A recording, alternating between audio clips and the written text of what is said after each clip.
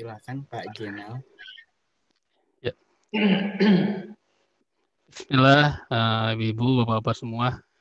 Kita mulai. Assalamualaikum warahmatullahi wabarakatuh. Waalaikumsalam warahmatullahi wabarakatuh.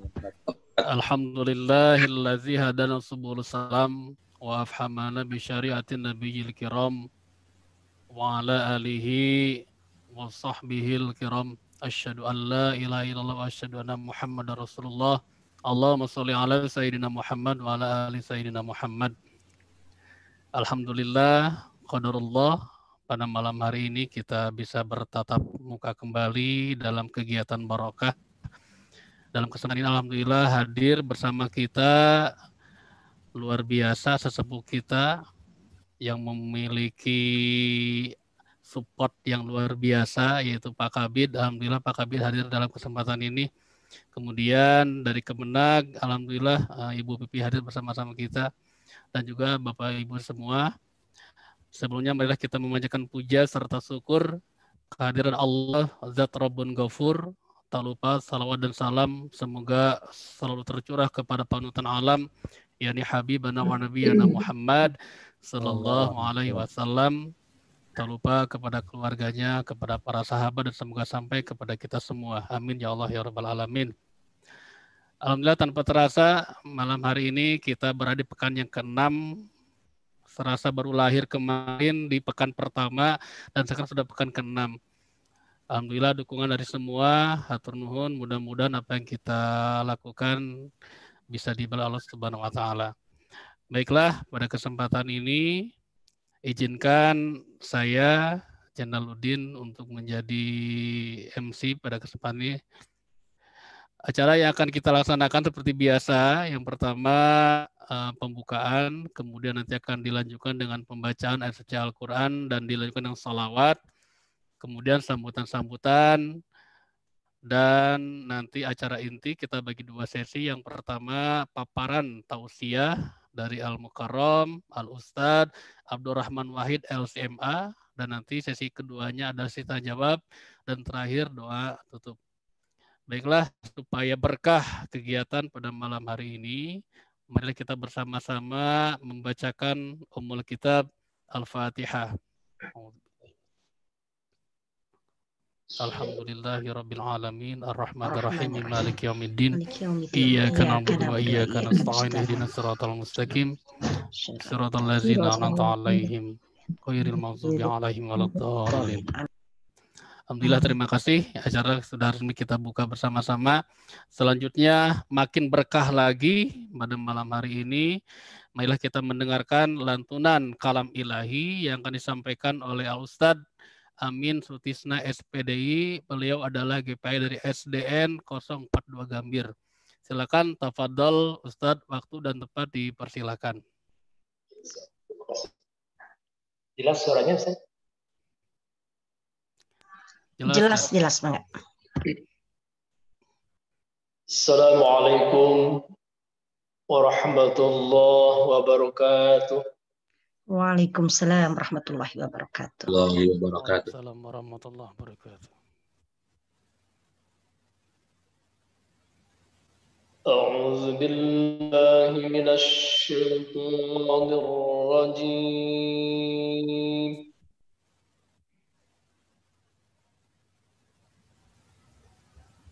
Bismillahirrahmanirrahim.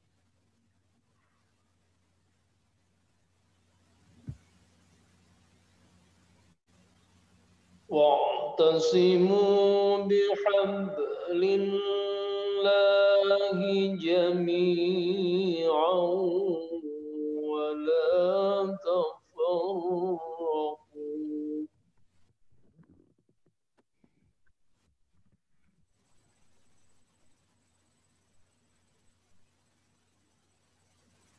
واذكروا نعمة الله عليكم إذ كنتم أعداء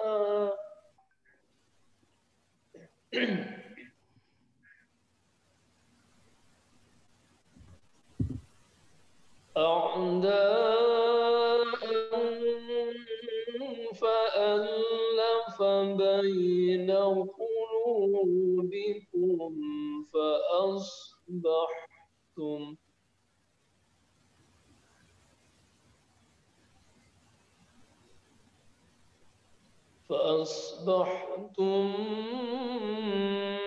بنعمته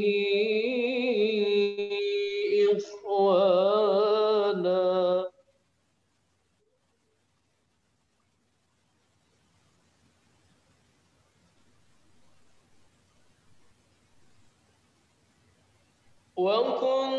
وكنتم على شفا حفرة من النار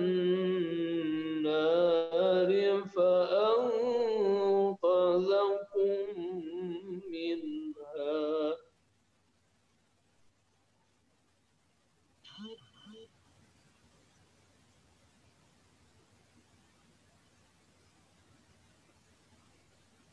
كذلك يبين الله لكم آياته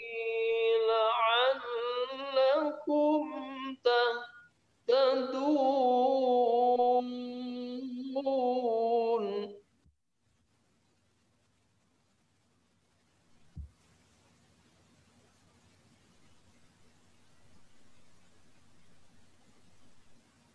بسم الله الرحمن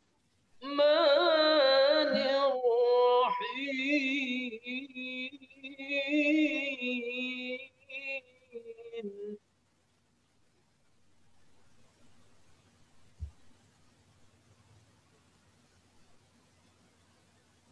وإذ تأذن ربكم لئن شكرتم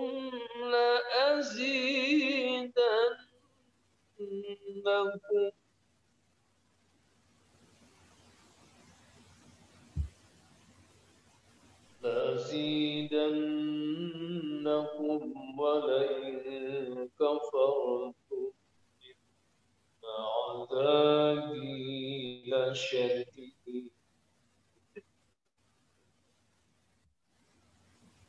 ولئن كفرتم إن عذابي لشديد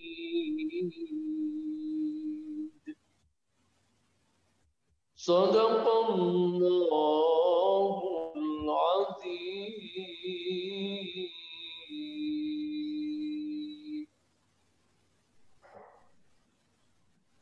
بسم الله الرحمن الرحيم. إن الله وملائكته يصلون على النبي يا أيها الذين آمنوا صلوا عليه وسلموا تسليما صلاة الله سلام الله على طه رسول الله صلاة الله سلام الله على ياسين حبيب الله صلاة الله سلام الله على طه رسول الله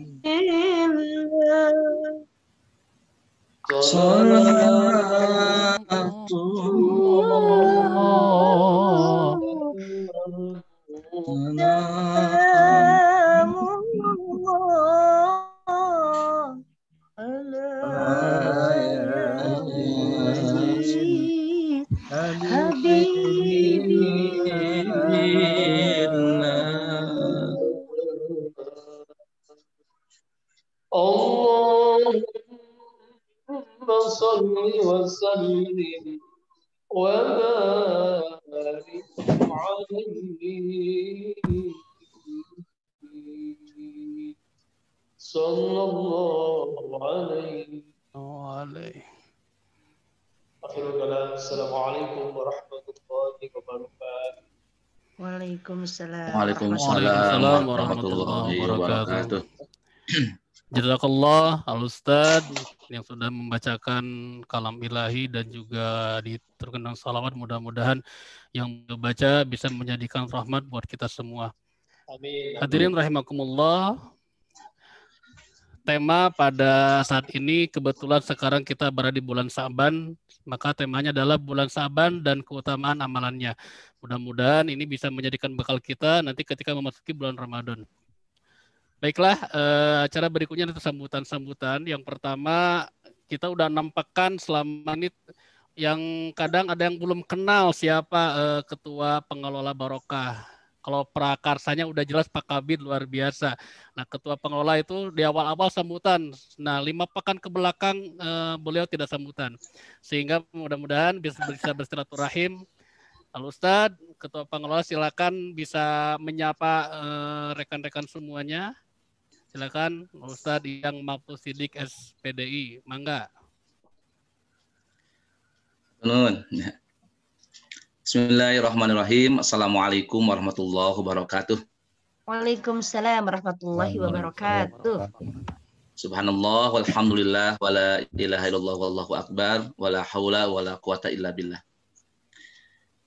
Pak Kabid yang saya hormati, Ibu Vivi, para jamaah Barokah, wabil khusus juga teman-teman pengelola yang semangat luar biasa meskipun di tengah-tengah kesibukan, terutama di KKG sedang melaksanakan pentas PAI, tapi terima kasih atas kerjasamanya sangat luar biasa.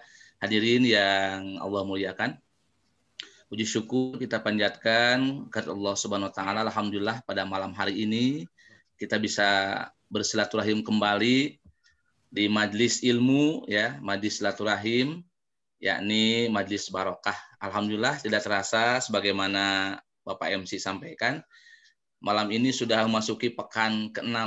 Nah, oleh karena itu kita patut bersyukur pada Allah Subhanahu Wa Taala karena kita masih diberikan kesempatan, kekuatan lahir batin untuk terus melanjutkan dakwah ini, melanjutkan talabul ilmi ini, melanjutkan pendidikan ini meskipun masih melalui virtual, ya, melalui Zoom meeting. Kemudian yang kedua, kami ucapkan jazakumullah kepada seluruh jamaah yang istiqomah untuk mengikuti acara ini. Mudah-mudahan Bapak Ibu senantiasa diberikan keberkahan. Dan utama juga kita patut apresiasi, ya, kepada Dinas Pendidikan dan juga Kementerian Agama Kota Bandung, Pak Kadis, Pak Kepala Kemenag, Pak Seksi Pais, dan juga luar biasa Bapak Kabid P3TK yang tidak pernah absen. Hatunun yang selalu memberikan motivasi, semangat kepada kita semuanya. Baik itu secara pribadi-pribadi maupun secara berjamaah di forum Barokah ini. Dan juga kami ucapkan jazakallah kepada Al-Ustadz Abdurrahman Wahid LCMA yang telah berkenan untuk bersama-sama kita berbagi ilmu. Beliau sangat sibuk sekali, tetapi alhamdulillah bisa menyempatkan dan sekarang sudah bergabung di tengah-tengah kita. Sebagaimana Bapak MC tadi sampaikan bahwa sekarang sudah di bulan Sya'ban, tentu bagi kita selaku orang beriman merasa berbahagia, ya, karena sebentar lagi akan memasuki tamu agung, yakni bulan suci Ramadan. Oleh karena itu barangkali mulai pekan ini dan juga selanjutnya edisi khusus sebagai persiapan menyambut bulan suci Ramadan, ya, diawali dari keutamaan bulan Sya'ban. Insya Allah minggu depan juga masih persiapan Ramadan, kita akan diberi pembekalan khususnya bekal ilmu untuk menyempurnakan ibadah kita di bulan suci Ramadan. Itu saja barangkali, dan insya Allah Bapak Ibu syiar ini, ya, acara ini kita sampaikan juga kepada sahabat-sahabat kita yang barangkali belum tahu, termasuk jamaah-jamaah yang lainnya di luar GPHI, barangkali untuk meraih keberkahan, meraih kemanfaatan dari acara ini insyaallah. Itu saja barangkali Pak Jena dan hadirin rahimakumullah. Sekali lagi jazakumullah, mudah-mudahan hadirnya kita di tempat ini menjadi wasilah terus merekatnya silaturahim di antara kita semuanya dan juga berbagi kemanfaatan, berbagi ilmu. Mudah-mudahan kita bersama-sama bukan hanya di dunia surga kabin, insya Allah kita bersama-sama di surga Allah SWT. Amin ya Allah. Amin. Barangkali. Amin. Assalamualaikum warahmatullahi wabarakatuh. Waalaikumsalam Waalaikumsalam warahmatullahi wabarakatuh. Luar biasa. Ketua Mak kedah semangat pisan. Jadi membawa anak buahnya lebih semangat. Rasanya kurang afdal. Tadi Ketua sudah menyampaikan kalau sesepuh kita yang benar-benar memprakarsai barokah ini tidak menyampaikan sesuatu pada kesempatan ini, mangga nuruti hormat Bapak Kepala Bidang P3TK, Bapak Dr. Edi Suparjoto untuk menyapa kita semua. Mangga Bapak. Assalamualaikum warahmatullahi wabarakatuh. Atur nuhun. Alhamdulillah wa syukurillah wa nikmatillah.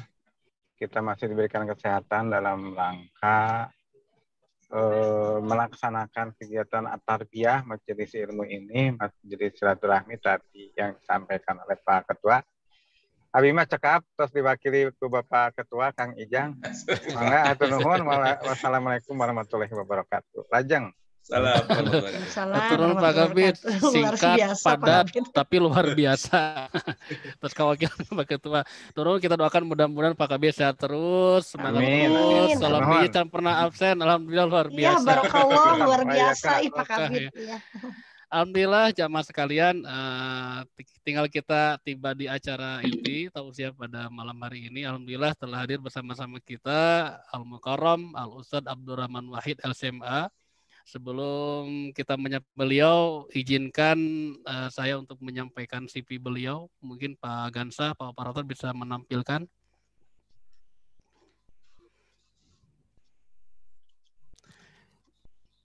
Ya, izinkan saya menyampaikan nama lengkap Abdurrahman Wahid LCMA, tempat tanggal lahir di Bandung 15 Maret tahun 1981.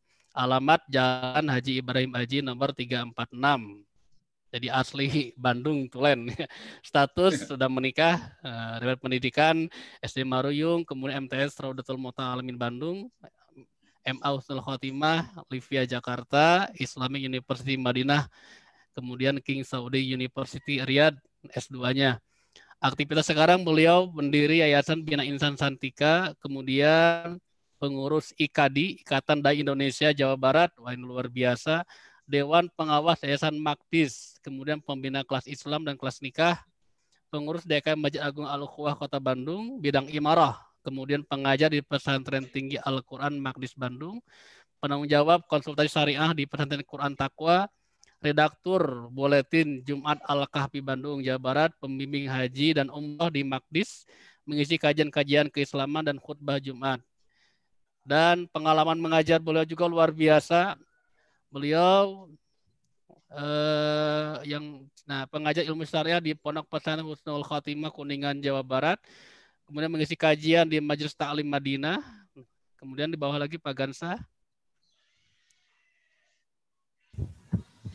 Halo.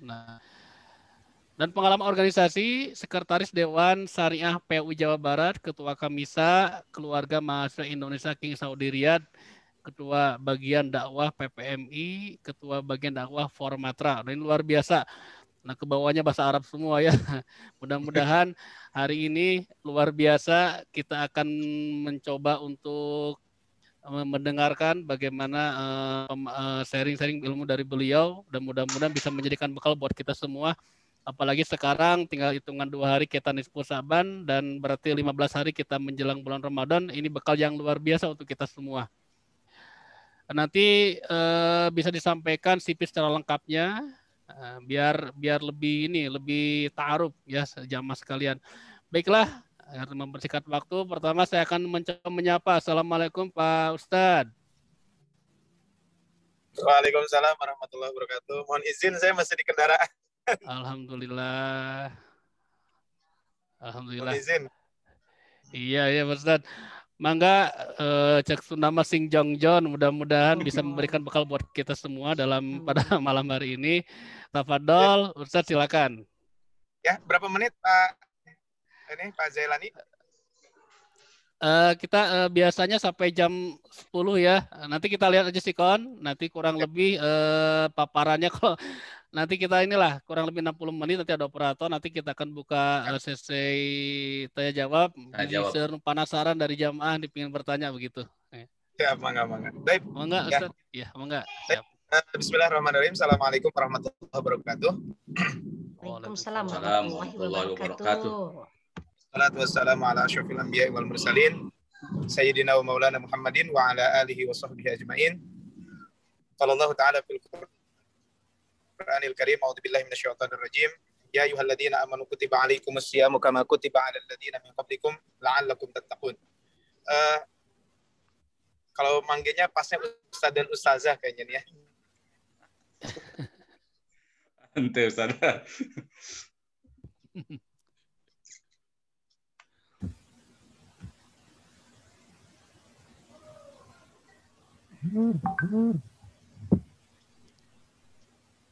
Terhormat tadi Pak Kabid ya, semoga selalu diberikan kesehatan selalu mendapatkan keberkahan di dalam kehidupannya.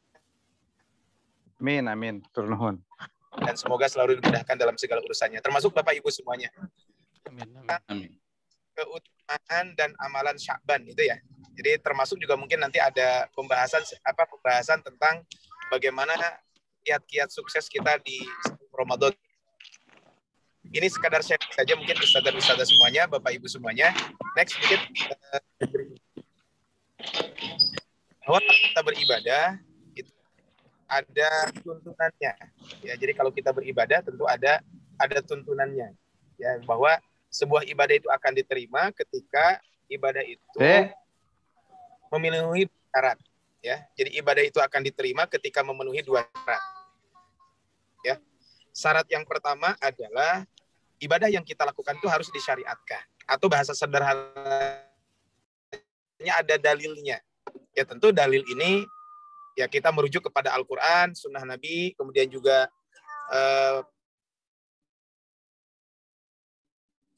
kemudian juga ijma faqih, memang disepakati oleh para ulama. Tetapi juga mungkin juga berlandaskan juga dalil-dalil lain yang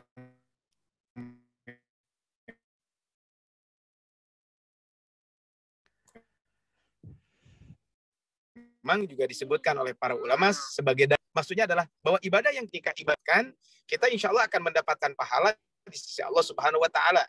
Makanya betul kalau di dalam hadis kan, man amalan laisa alaihi amruna fahuwa, tersebut tanpa contoh dariku, tidak ada perintah dariku, tidak diajarkan dariku, kata Nabi, maka amalan tersebut akan tertolak. Ya tentu hadis ini perlu dipahami juga, jangan sampai gampang menyesatkan amalan orang lain. Jadi kita nanti posisinya adalah mungkin di tengah-tengah. Ya, karena mungkin juga pasti kita dengan latar belakang yang berbeda-beda, tentu juga ada perbedaan-perbedaan kaitan dengan fikih. Apalagi pembahasan saya adalah ini banyak fikihnya nanti. Kemudian yang kedua adalah harus ikhlas karena Allah Subhanahu Wa Taala. Ini kalau kita beribadah. Dan ini disampaikan oleh para ulama dari satu ayat di dalam Al-Quran, yaitu surat Al-Mulk. Dan insya Allah Ustaz dan Ustazah, Bapak Ibu semuanya, mayoritas menghafal surat Al-Mulk ini. Ya, di surat Al-Mulk ini mayoritas kita hafal. Yaitu disebutkan alladzi khalaqal mauta wal hayata liyabluwakum ayyukum ahsanul amala. Nah, Fudail bin Iyad ketika ditanya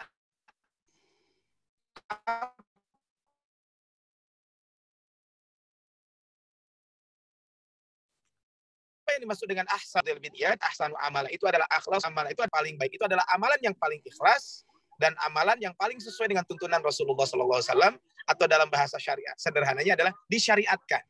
Nah, di bulan Ramadan termasuk juga di bulan Sya'ban ini juga mungkin kadang kita menerima amal-amal ibadah yang amal ibadah ini sebenarnya tidak diajarkan di dalam syariat, tetapi di masyarakat kita menjadi masyhur.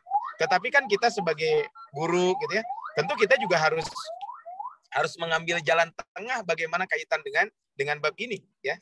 Ketika memang itu memang dilarang ya kita harus sampaikan. Tapi kalau seandainya itu memang kaitannya masih debatable, ya tentu kita pun harus saling bertoleransi kaitan dengan bab ini. Nah, ini ada dua hal yang ulangi. Kemudian yang kedua adalah amalan tersebut harus ikhlas karena Allah Subhanahu wa taala. Nah, ini adalah kaitan dengan ini. Bapak Ibu, Ustaz dan Ustazah karena Allah Subhanahu wa taala, next mungkin berikutnya. Sekarang baru kita akan masuk kaitan dengan ibadah kaitan dengan bulan Sya'ban. Jadi dua poin yang akan saya sampaikan, pertama tentang Sya'ban, yang kedua tentang Ramadan. Nah, kenapa dinamakan dengan bulan Sya'ban? Nah, ini mungkin perlu disampaikan dulu ya. Ini sebagai pengingat juga mungkin bagi Ustaz dan Ustazah semuanya, adalah Al-Imam Ibnu Manzur di dalam kitabnya Lisanul Arab. Beliau menyebutkan innama summiya Sya'banu Sya'bana. Dinamakan Sya'ban itu kenapa? Li'annahu sya'aba ay dhahara baina syahrai Ramadan wa Rajab. Dinamakan dengan bulan Sya'ban itu karena bulan ini menampakkan atau menonjol di antara dua bulan. Yang mana kedua bulan ini adalah dua bulan yang istimewa. Yaitu bulan Rajab dan bulan Ramadan. Kita tahu semuanya adalah bahwa bulan Rajab termasuk Ashhurul Hurum. Di antara 4 bulan yang diharamkan oleh Allah Subhanahu wa taala, ya. Sebagaimana disebutkan di dalam surat At-Taubah ayat 36, inna iddatasy syuhuri indallahi 12 syahra. Ini jelas di dalam Al-Qur'an, ya. Bahwa apa? Di antara kata Allah minha arba'atun hurum, ya. Di akhir ayatnya disebutkan di lanjutan ayatnya di antara ke-12 bulan itu ada 4 bulan yang diharamkan. Nah, ini ada 4 bulan yang diharamkan. Nah, apa saja 4 bulan yang diharamkan disebutkan oleh Nabi Shallallahu Alaihi Wasallam bahwa inna zamana qad istadara, waktu itu berputar kahayatihi yauma khalaqas samawati wal ard, sebagaimana dari sejak penciptaan langit dan bumi. Kata Rasul kemudian as-sanatu isna asyara syahra, 1 tahun itu ada 12 bulan. Kemudian di antara ke-12 bulan itu minha arba'atun hurum, ada 4 bulan yang diharamkan, yaitu adalah Dzulqa'dah, Dzulhijjah, Muharram. Kemudian yang keempat adalah Warajab Mudhar alladzi baina Jumada wa Sya'ban. Dan bulan Rajab di antara bulan Jumada Tsaniyah dengan bulan Sya'ban. Nah, bulan Ramadan jelas bulan istimewa. Dan ini disepakati oleh kaum muslimin kaitan dengan bulan Ramadan ini. Makanya Ustaz dan Ustazah maka Allah Subhanahu wa taala, Bapak Ibu rahmat Allah Subhanahu wa taala. Nah, bulan Sya'ban ini kenapa? Karena dia muncul. Bulan ini menonjol di antara 2 bulan yang istimewa. Bulan tersebut adalah bulan Rajab dan bulan Ramadan. Next. Kemudian berikutnya, Al-Hafidz Ibnu Hajar Al-Asqalani. Beliau ini salah seorang ulama, ya, secara mazhab fikih beliau adalah mazhab Syafi'i. Beliau lahir di abad ke-8 tahun 700 sekian. Ibnu Hajar Al-Asqalani ini kita sering mendapatkan kisah yang kadang kisahnya tidak ada landasannya. Termasuk saya dulu diajarin. Katanya Imam Ibnu Hajar Al-Asqalani itu orangnya bodoh, kemudian dia itu mesantren, bahasa kitanya pulang, gak hafal-hafal, pulang dia lihat batu, kemudian masuk ke gua karena kehujanan ada batu. Kan cik orang Sunda cikaracak ningang batu, laun-laun jadi legok gitunya. Akhirnya dia terinspirasi, maka dinamakan dengan Ibnu Hajar. Memang cerita itu tidak ada, wallahu alam dari mana cerita itu. Kalau kita lihat tentang biografi Al-Imam Ibnu Hajar Al-Asqalani, maka beliau ini memang dari sejak kecil sudah hafal Al-Quran. Tapi memang beliau ini yatim piatu, ya. Makanya yang menanggung biaya hidup beliau itu adalah setelah ayahnya wafat, maka ditanggung oleh saudaranya, ya kakaknya ketika itu. Dan beliau adalah di usia masih kecil, beliau sudah hafal Al-Quran.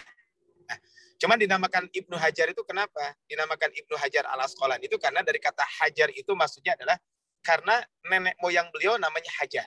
Ini adalah makanya Ibnu Hajar Al-Asqalani. Nah, menyampaikan kenapa dinamakan bulan Rajab.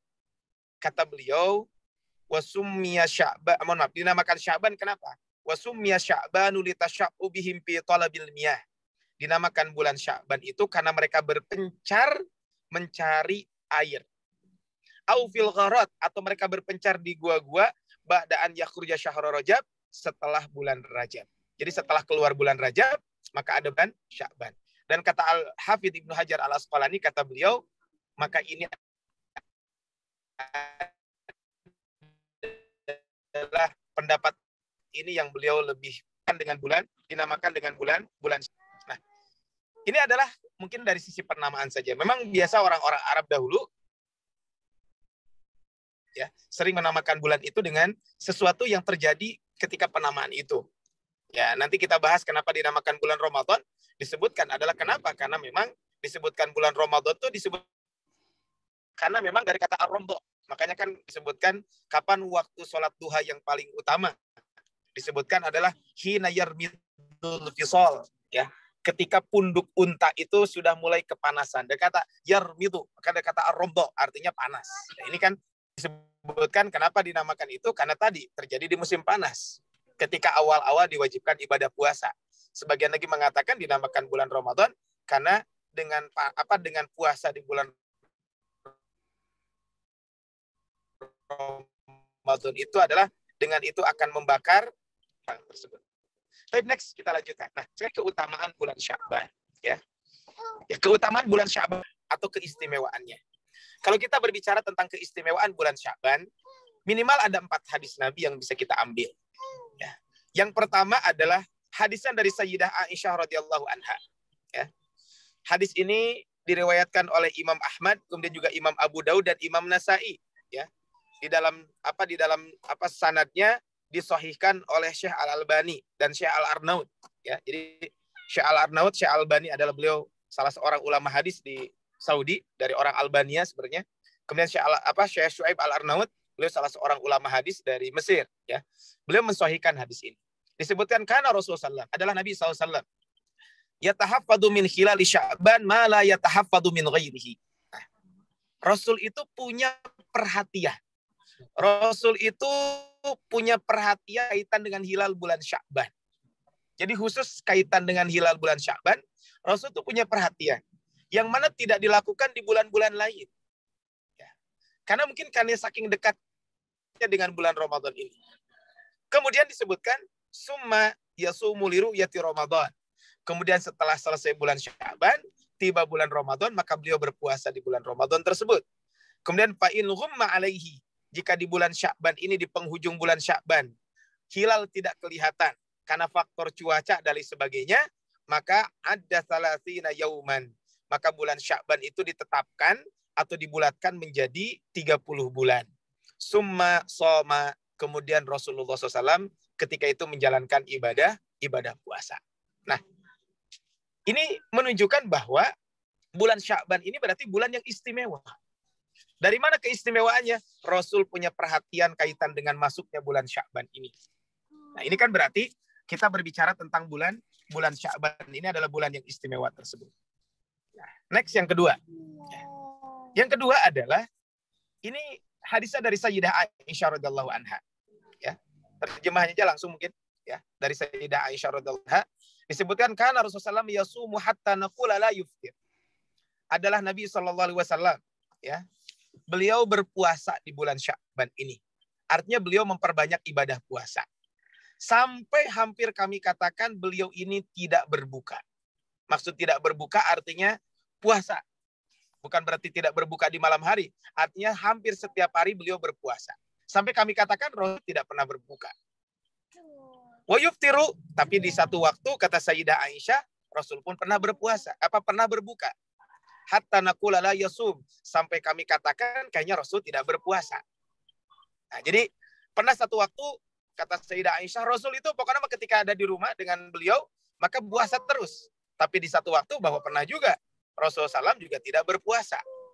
Nah, kemudian apa kata Sayyidah Aisyah, ini kaitan dengan keutamaannya.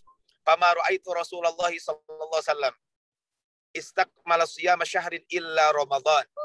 Saya belum pernah melihat Rasul menyempurnakan puasa 1 bulan penuh kecuali di bulan Ramadan. Wa ma ra'aituhu aktsaru siyaman minhu fi Sya'ban. Dan Rasul juga tidak memperbanyak ibadah puasa kecuali di bulan Sya'ban. Berarti ini menunjukkan ada keistimewaan. Kenapa Rasul punya perhatian ini tadi? Dan ternyata Rasul yang kedua adalah keutamaan atau keistimewaannya adalah Rasul memperbanyak ibadah puasa di bulan Sya'ban ini. Sehingga ustadz dan ustadzah bukan Allah Subhanahu wa taala. Jadi kalau kita melihat dari kedua hadis ini, subhanallah gitu ya. Betapa perhatian Rasulullah SAW kaitan dengan bulan Sya'ban ini sangat besar. Ya. Salah satunya adalah Rasul terbiasa menjalankan ibadah puasa. Next, mungkin slide berikutnya. Masih hadis dari saya, langsung satu lagi. Ini hadis riwayat Imam Bukhari dan Imam Muslim. Hadis berikutnya dari Aisyah radhiyallahu anha. Ini dari Sayyidah Aisyah. Karena Rasulullah SAW yasumu syahron aks apa? Lam yakunin Nabi SAW yasumu syahron aktsara min Sya'ban. Saya belum pernah melihat Rasulullah SAW memperbanyak ibadah puasa kecuali di bulan Sya'ban. Ya. Bahkan fa innahu kana yasumu Sya'ban kullah. Terkadang hampir beliau ini berpuasa sepenuhnya bulan Sya'ban. Maksudnya hampir saja beliau puasa full 1 bulan di bulan Sya'ban. Jadi subhanallah. Ini adalah kalau kita berbicara tentang keistimewaan bulan Sya'ban ini. Jadi Rasulullah SAW memperbanyak ibadah puasa di bulan Sya'ban. Bahkan next di hadis terakhir, ini 4 hadis yang saya sampaikan, adalah di hadis yang keempat ini disebutkan dari Ummu Salamah bahwa dari Nabi SAW mengatakan annahu lam yakun yasumu minas sanati syahran taman illa Sya'ban. Nah, kata Ummu Salamah disebutkan dalam hadis riwayat Imam Nasa'i dan disahihkan oleh Syekh Al-Albani mengatakan bahwa Rasul itu belum pernah puasa 1 bulan penuh kecuali di bulan Sya'ban. Ya. Wa yasilu bihi Ramadan, dan beliau menyambung ibadah puasa itu sampai kepada bulan Ramadan. Nah, Ustaz bukan Allah Subhanahu wa taala, Bapak Ibu rahmat Allah Subhanahu wa taala, ini adalah kalau kita berbicara tentang keutamaan bulan Ramadan yang disampaikan. Keutamaan bulan Sya'ban. Jadi Rasulullah SAW betul-betul memperbanyak amaliyah ini, ya. Memperbanyak ibadah saum di bulan Sya'ban ini. Next, mungkin lanjut. Ya. Pertanyaannya adalah kenapa atau apa hikmahnya Rasul memperbanyak ibadah puasa di bulan Sya'ban ini? Memang para ulama berbeda pendapat kaitan dengan kenapa apa hikmahnya kira-kira. Yang jelas ini syariatnya. Ya. Sehingga ada bertanya, bolehkah kita puasa full 1 bulan Sya'ban? Boleh-boleh saja. Ya. Melihat hadis dari Ummu Salamah, ya, bahwa Rasul pernah melakukan puasa sebulan penuh tersebut. Walaupun tadi ada sebagian mengatakan tidak dibolehkan kalau full 1 bulan. Ya. Ini adalah perbedaan khilaf fikih dalam para ulama. Tapi wallahu alam, pendapat yang paling kuat tentang apa hikmahnya kira-kira ini tidak salah yang lain. Cuman kalau kita lihat dari hadis Nabi SAW, dari Usamah bin Zaid. Nah, Usamah bin Zaid ini subhanallah ya. Ini memang beda ya kualitas para sahabat dengan kita di zaman now gitu ya. Para sahabat Nabi itu Usamah bin Zaid di usia belasan tahun beliau sudah memimpin pasukan perang. Bayangkan kalau kita kan anak-anak itu. Kita mungkin Bapak Ibu semuanya bisa dibayangkan gitu ya. Ketika sekarang anak-anak usia masih begitulah. Tapi Usamah bin Zaid sudah bisa memimpin pasukan masih remaja. Nah, Usamah bin Zaid ini beliau pernah ya tanda petik kalau dimarahin mah dimarahin gitu ya. Kata Usamah, Rasul itu pernah marah ke saya 2 kali. 1, ketika saya membunuh orang yang mengucapkan la ilaha illallah ketika dalam peperangan. Kenapa? Karena ketika itu beliau menceritakan kenapa saya bunuh, karena dia mengucapkan la ilaha illallah, katanya karena takut, karena pedang sudah di leher. Sehingga akhirnya beliau membunuh. Dan kata Nabi, kenapa nggak kamu belah saja dadanya? Kemudian yang kedua, Usamah juga pernah tanda petik dimarahin ya. Ya. Marahnya tapi bukan marah-marah, bukan itu. Tapi diingatkan. Yang kedua, ketika Usamah bin Zaid meminta dispensasi kaitan dengan seseorang yang melakukan pelanggaran supaya hukumannya tidak ditegakkan. Karena dia adalah orang yang terpandang. Ini harus jadi pelajaran buat kita semuanya gitu ya. Kadang agak kesulitan gitu ya ketika ada orang yang mungkin ya di sekolah anaknya mungkin anak siapa gitu ya. Kadang menegakkan hukuman tidak adil. Maka ketika itu Usamah minta dispensasi. Kemudian apa kata Rasulullah? Wahai Rasulullah, apa kata Rasul? Wahai Usamah. Dan Rasulullah itu langsung menyampaikan khutbah. Wahai para sahabat, waktu itu termasuk kepada Usamah. Setelah itu maka wahai para sahabat, sesungguhnya kebinasaan umat-umat sebelum kalian itu 1. Karena apa? Karena mereka tidak berbuat adil. Ketika orang yang melakukan pelanggaran itu adalah orang-orang lemah, orang-orang tidak punya kedudukan, tidak dekat dengan orang yang punya kedudukan, maka pelanggaran itu diampuni. Orang mencuri tidak dipotong tangan. Ini disebutkan. Idza saraqa fihi musyarib tarukuhu. Kalau yang mencuri itu adalah orang kaya, orang punya kedudukan, dibiarkan, diabaikan. Wa idza saraqa fihi mudhaif, tapi kalau yang mencuri itu adalah orang-orang biasa-biasa saja, maka maka orang tersebut ditegakkan hukumannya. Kata Rasulullah SAW, demi Allah, seandainya Fatimah binti Muhammad saraqat, mencuri, maka saya akan memotong tangannya. Ini adalah kaitan dengan kaitan dengan yang disampaikan dengan bab ini ya. Kalau kita lihat kaitan dengan Rasulullah Shallallahu Alaihi Wasallam tentang ini. Nah, Usama bin Zaid pernah bertanya kepada Nabi, next, ini hadisnya, kenapa Rasul memperbanyak ibadah puasa? Nah, kalau kita lihat di sini adalah hadis yang menyebutkan tentang keistimewaan ini, hikmahnya. Next, mungkin ya. Di hadisnya itu disebutkan karena di bulan Sya'ban itu adalah dzalika syahrun yaghfulun nasu anhu. Bulan Sya'ban itu adalah bulan yang banyak dilalaikan oleh orang. Baina Rajab wa Ramadan. Karena bulan tersebut berada di antara bulan Rajab dan bulan Ramadan. Jadi bulan yang banyak dilupakan oleh masyarakat. Bulan yang banyak dilupakan oleh orang. Karena mungkin wajar, karena bulan ini adalah nyempil di antara dua bulan yang istimewa. Nah, kemudian apa? Wa syahrun turfa'u fihi al-a'mal ila rabbil alamin. Bulan yang mana di bulan itu diangkat amal ke Rabbul Alamin, kepada Allah Subhanahu wa taala. Jadi di bulan Rajab, di bulan Sya'ban ini adalah bulan Allah mengangkat amal kita. Memang Allah mengangkat amal kita yang pertama adalah setiap hari. Itu di pagi hari dan di sore hari. Pagi hari adalah di waktu subuh dan sore hari adalah di waktu asar. Sehingga dua waktu ini adalah dua waktu yang sangat istimewa. Makanya bagi Bapak Ibu, Ustazah semuanya, mungkin mobil khusus mungkin sholat asar ini kadang kalau ngajar kita sampai 2:30 atau jam berapa gitu ya. Nah, ini mungkin perlu diperhatikan juga kaitan dengan sholat asar. Mobil khusus mungkin jika di antara Bapak Ibu, Ustazah semuanya, kebetulan sekolahnya mungkin di full day school ya. Kadang kan pulangnya jam 4. Ya bersyukurlah mungkin bisa menemani siswa-siswa untuk sholat. Atau mungkin di SMP juga ya yang pulangnya sampai asar kan mungkin saja ada juga gitu ya. Nah, kemudian ada juga pekanan, yaitu di hari Senin dan hari Kamis. Nah, dan juga ada tahunan. Ya. Memang di hadis ini tidak disebutkan apakah diangkat amal itu di tanggal berapa gitu ya, memang tidak disebutkan kaitan dengan bab diangkatnya amal di tanggal berapa, memang tidak disebutkan. Yang penting di bulan Sya'ban. Kemudian kata Rasulullah, fa uhibbu an yurfa amali wa ana shaim. Saya berharap, saya menginginkan ketika amal saya diangkat ke hadapan Allah Subhanahu wa taala, saya dalam keadaan berpuasa. Nah, ini adalah salah satu sebab ya, hikmah kenapa Rasul memperbanyak ibadah puasa di bulan Sya'ban ini. Tapi Ustaz dan Ustazah, Bapak Ibu yang dirahmati Allah Subhanahu wa taala, next berikutnya adalah ini keistimewaan bulan Sya'ban. Berarti bulan Sya'ban itu adalah bulan yang sangat istimewa. Pertanyaannya adalah amalan apa saja yang bisa kita lakukan di bulan Sya'ban? Nah, tentu kembali tadi kepada di slide pertama yang saya sampaikan. Amalan yang kita lakukan itu tentu harus berlandaskan dalil, harus berlandaskan syariat, harus disyariatkan atau harus ada dalil.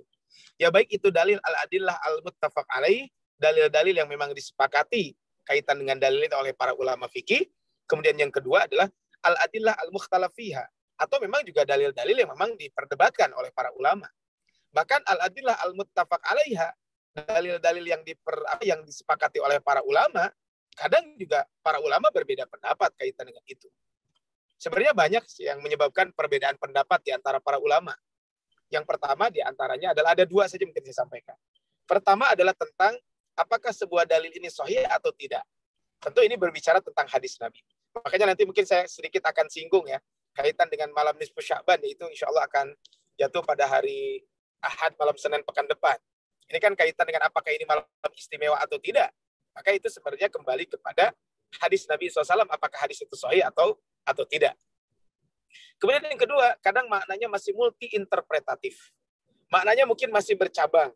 Maknanya masih ya ada dua. Atau bahkan bisa lebih. Ya contoh mungkin Ustaz dan Ustazah semuanya ketika mengajar PAI, salah satunya ketika mengajar kaitan dengan bab wudu, contohnya gitu ya. Itu kan ada contohnya adalah wamsahu biru'usikum.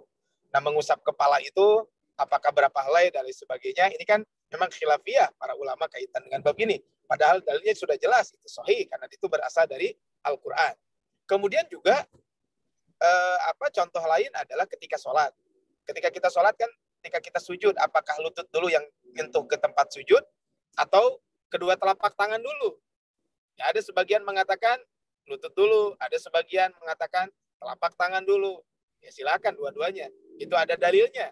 Semuanya berada di dalam Sunan Abi Dawud. Ya.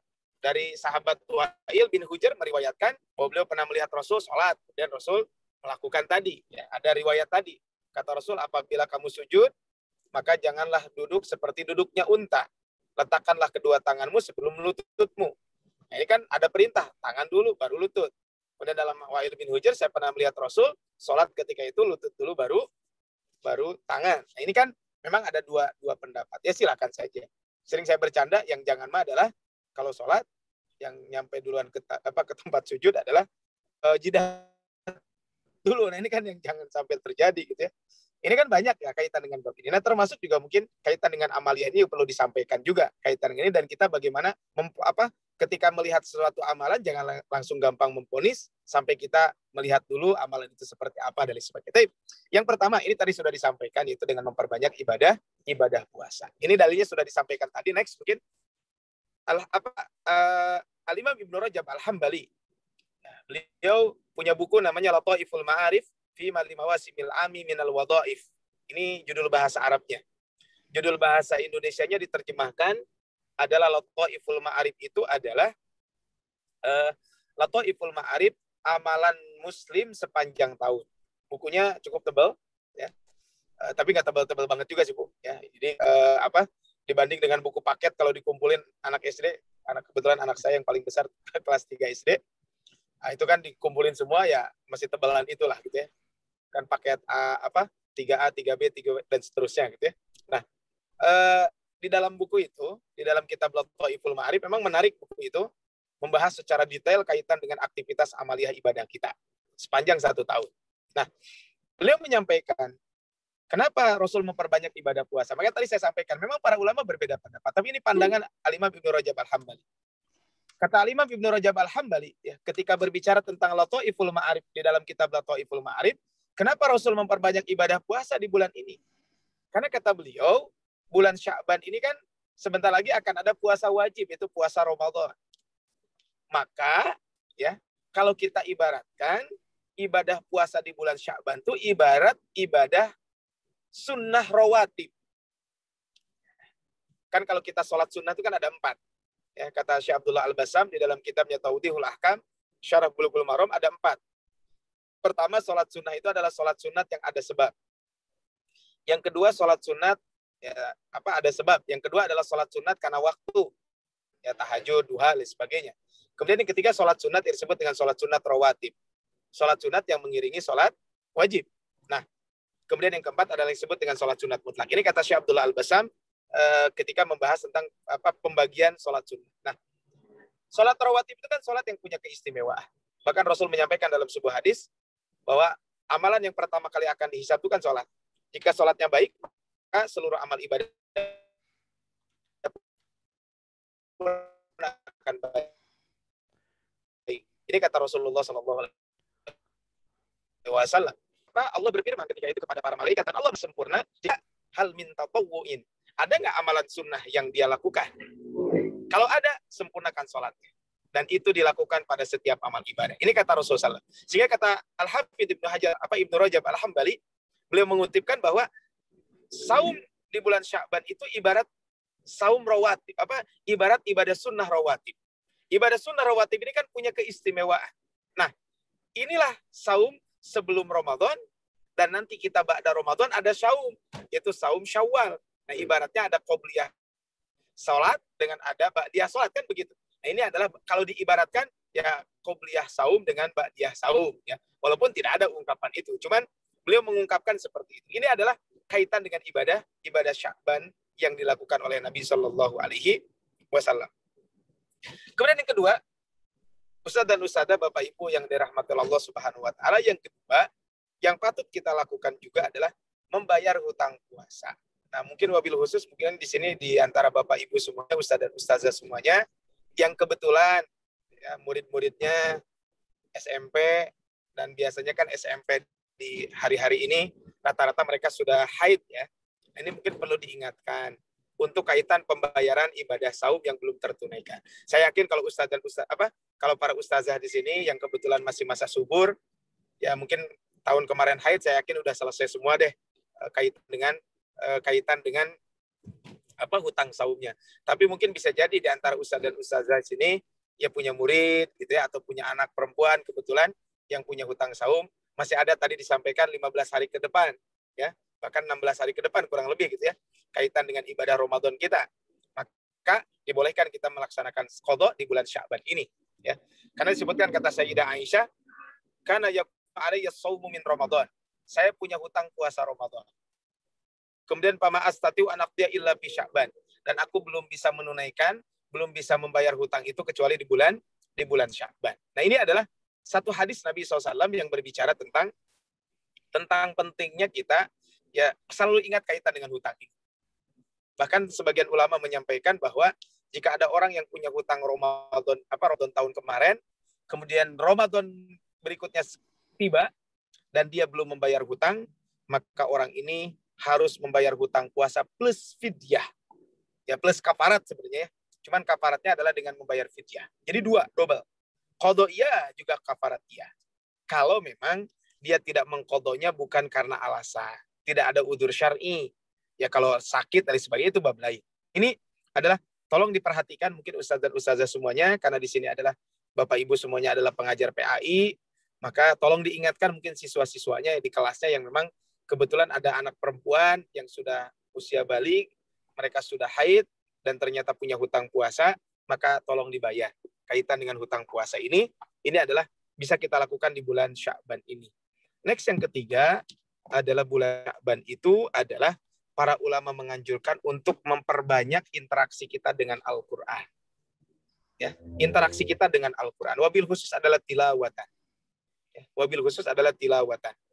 Saya kemarin ngebahas di salah satu sekolah ya. Kebetulan di salah satu sekolah juga ada TK, SD, SMP, SMA.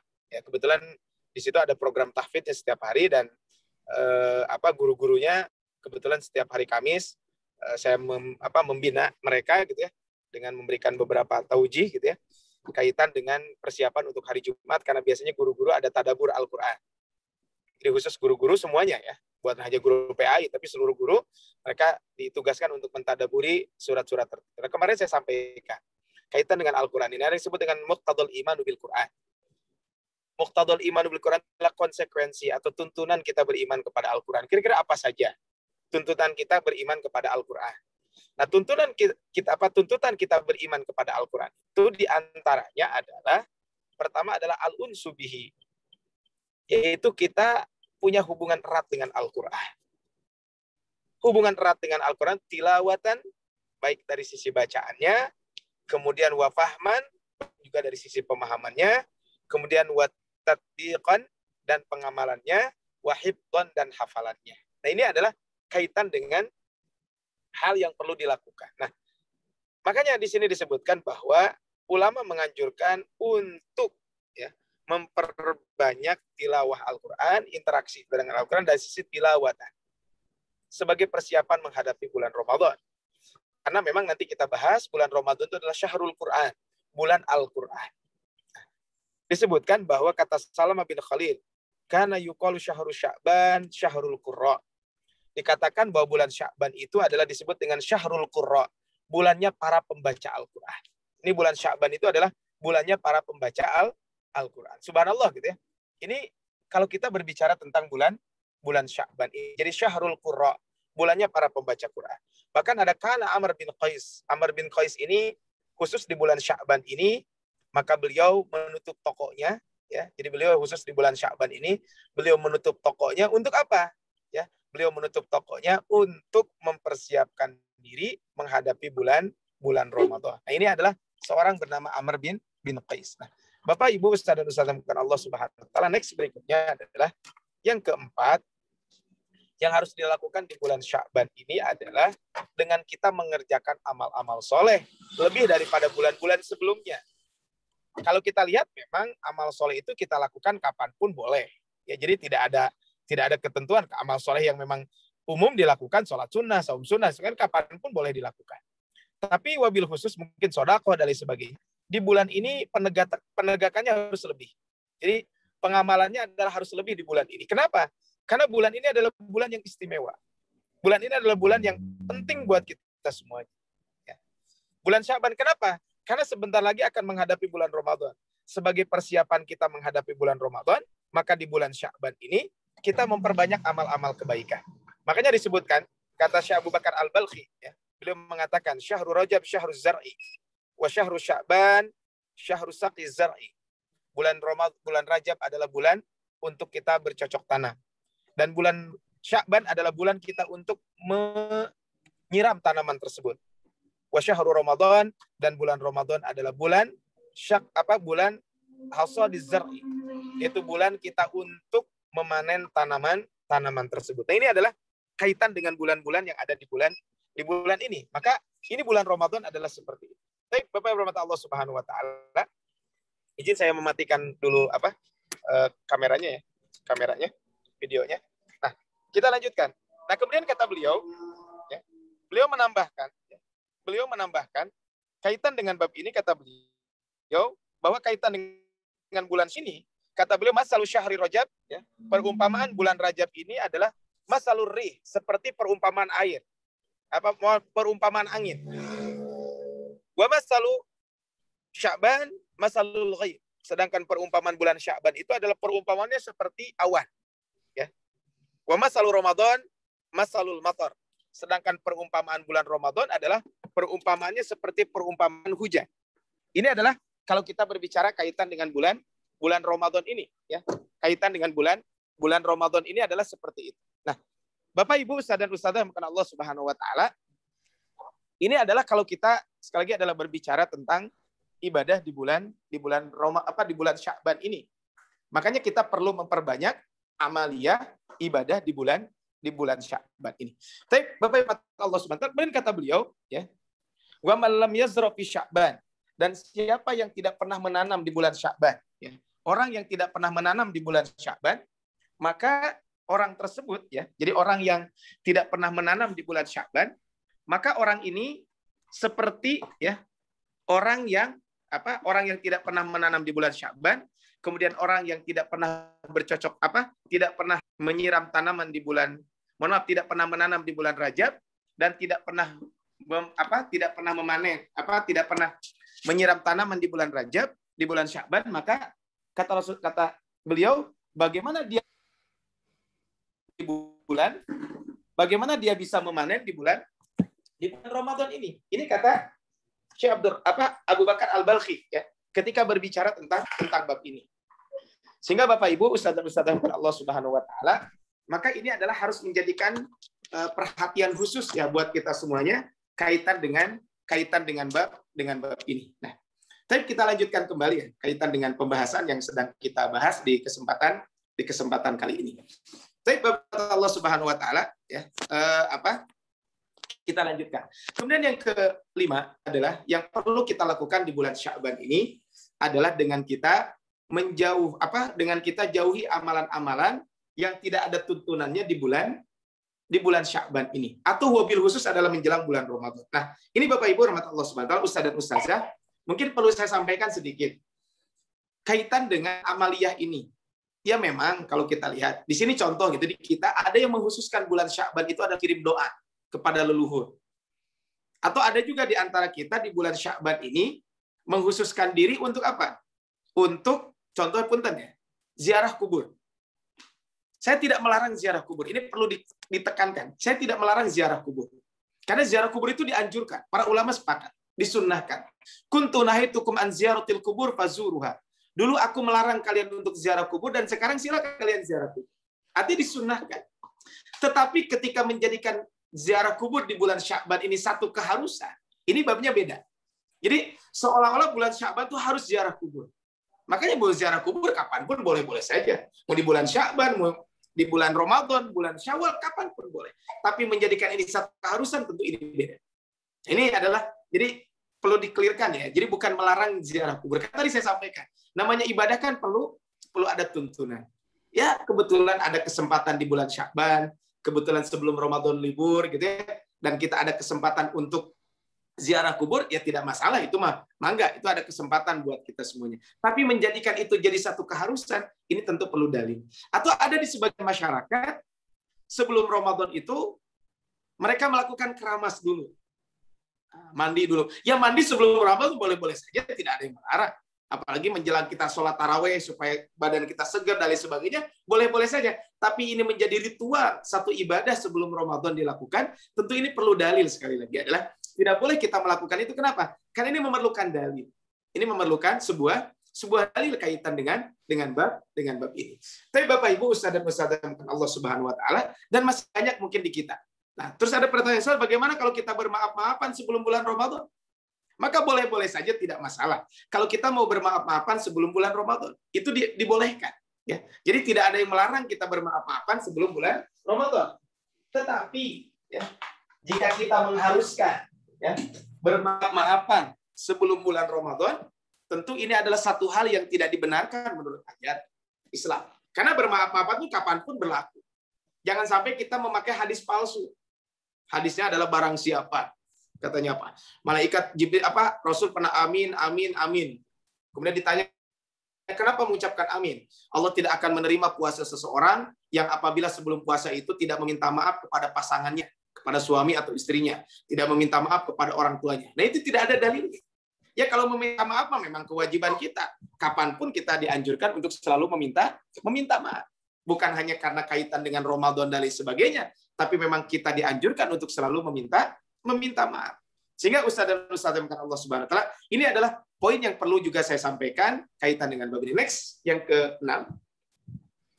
Ini adalah mungkin ini kaitan dengan bulan Sya'ban. Nah, yang ke-6 adalah tentu kita juga harus mempersiapkan diri kaitan dengan bulan Ramadan. Lanjut mungkin Pak ya. Host langsung ya di next slide berikutnya. Nah, persiapan apa yang harus kita miliki menjelang bulan Ramadan ini? Ini mungkin yang perlu disampaikan ya. Saya tidak akan bahas tentang Ramadan, keutamaan. Mungkin saya kira Bapak Ibu, Ustaz dan Ustazah semuanya sudah paham lah kaitan dengan keutamaan bulan Ramadan ini. Ya, nanti bisa dibacalah dengan beberapa buku yang berbicara tentang keutamaan Ramadan. Bulan Ramadan, Syahrul Quran, Syahrul Shadaqah, dan sebagainya. Nah, cuman ini perlu persiapan buat kita semuanya. Apa yang perlu kita persiapkan menghadapi bulan Ramadan ini? Satu yang kita persiapkan adalah persiapan ilmu. Kenapa ilmu ini harus kita persiapkan? Nah, mungkin ini perlu diajarkan ke anak-anak kita, ke anak murid kepada murid-murid kita tentang pentingnya ilmu ini. Jangan sampai anak-anak ini abai kaitan dengan ilmu. Ya. Ilmu tentang Ramadan dan lain sebagainya, jangan sampai kita mengabaikan ini. Kenapa? Karena ini sangat penting buat kita semuanya, ilmu. Ya. Wabil khusus mungkin sekarang gitu ya, di masa-masa sekarang ini banyak hal-hal kontemporer terbaru. Mungkin di antara Bapak Ibu dan Ustaz dan Ustazah semuanya, kebetulan bisa jadi ada yang jadwalnya vaksin di bulan Ramadan. Mungkin kalau vaksinnya di hari-hari ini atau minggu kemarin, kemungkinan nanti di bulan Ramadan kita ke bagian jadwal vaksin kan. Bagaimana hukum vaksin di bulan Ramadan ini? Nah kan para MUI sudah mengeluarkan fatwa, boleh-boleh saja kita divaksin di bulan Ramadan ini. Ini kan perlu ilmunya. Kemudian ada hal baru mungkin sekarang adalah kita berdoa mudah-mudahan pandemi ini segera berakhir. Tapi juga kan kita juga perlu waspada. Contoh adalah yang terjadi di kita. Bagaimana hukumnya kalau kita melakukan swab test? Ya kan kalau rapid test maka cuma diambil darah sedikit dari tangan. Tapi kalau swab ya atau PCR atau rapigen itu kan memasukkan sesuatu ke hidung dan memasukkan sesuatu ke mulut. Dan di antara yang membatalkan puasa kan memasukkan sesuatu kepada al-jauf. Nah, ini kan masalahnya masuk ke jauf tersebut. Itu satu. Yang kedua, orang yang tidak kuat bisa jadi muntah gara-gara itu. Dan muntah dengan sengaja itu bisa membatalkan puasa. Ya, ini kan perlu ilmunya mungkin. Bisa jadi Bapak Ibu, Ustaz dan Ustazah semuanya banyak pertanyaan-pertanyaan. Dan ini tentu perlu diajarkan kepada anak didik kita kaitan dengan ilmu ini. Tentu buat kita sendiri juga harus banyak membaca kembali. Karena ya contoh gitu ya. Ini saya dari dulu di kita tuh ada istilah kalau kentut di air batal puasanya gitu kan. Ini kan pasti banyak. Atau bagaimana nih kalau adzan berkumandang gitu ya. Apakah kita lanjutin puasa atau apa? Adzan berkumandang sedang makan lanjutin atau enggak? Saya dulu ketika lagi kecil sampai ada mengatakan keun we cenah da can hayal shalah. Nah, ini kan jangan sampai biarin we da can hayal shalah. Nah, ini kan berarti enggak ada. Ini kan perlu ilmunya. Yang kedua, Bapak Ibu, Ustadz dan Ustazah semuanya, yang kedua adalah perlu persiapan fisik. Ini kan perlu yang namanya persiapan fisik. Jadi jangan menyepelekan kaitan dengan persiapan fisik. Persiapan fisik sangat penting buat kita semuanya. Karena ibadah Ramadan itu termasuk ibadah fisik. Jadi ibadah Ramadan yang kita lakukan itu adalah termasuk ibadah fisik. Maka karena ibadah fisik ini berarti kita perlu penyiapan fisik itu. Ya, mungkin dengan olahraga dan lain sebagainya. Ini bagian daripada penyiapan fisik. Makanya kata Rasulullah, al-mu'minul qawiyyu khairun wa ahabbu ilallahi minal mu'minid dhaif. Mukmin yang kuat, mukmin yang lemah itu mukmin yang kuat ini lebih dicintai dan lebih baik di hadapan Allah daripada mukmin yang lemah. Wa fi kullin khair. Tapi bagi setiap orang mukmin itu semuanya adalah kebaikan. Ini adalah ustaz dan ustazah kalau kita berbicara tentang. Kemudian persiapan ruhiyah. Ini tadi yang kita bahas. Itu sebenarnya persiapan ruhiyah.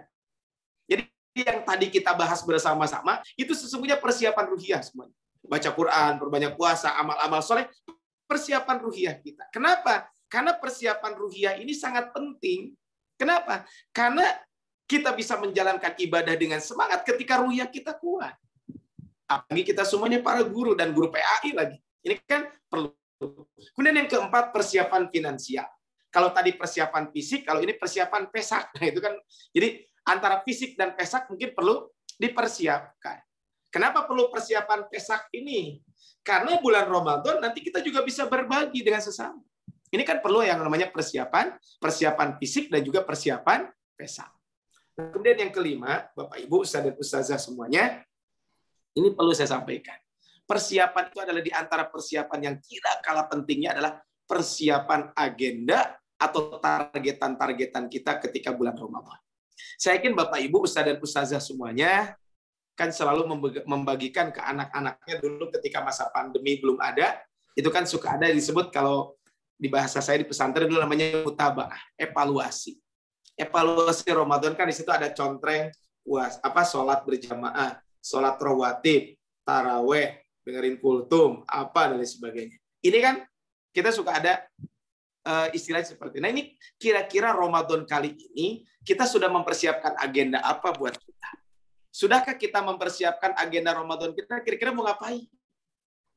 Sehingga ketika ibadah Ramadan tiba, kita semuanya betul-betul sudah mempersiapkan diri. Ini mungkin yang perlu dipersiapkan. Jadi persiapan agenda.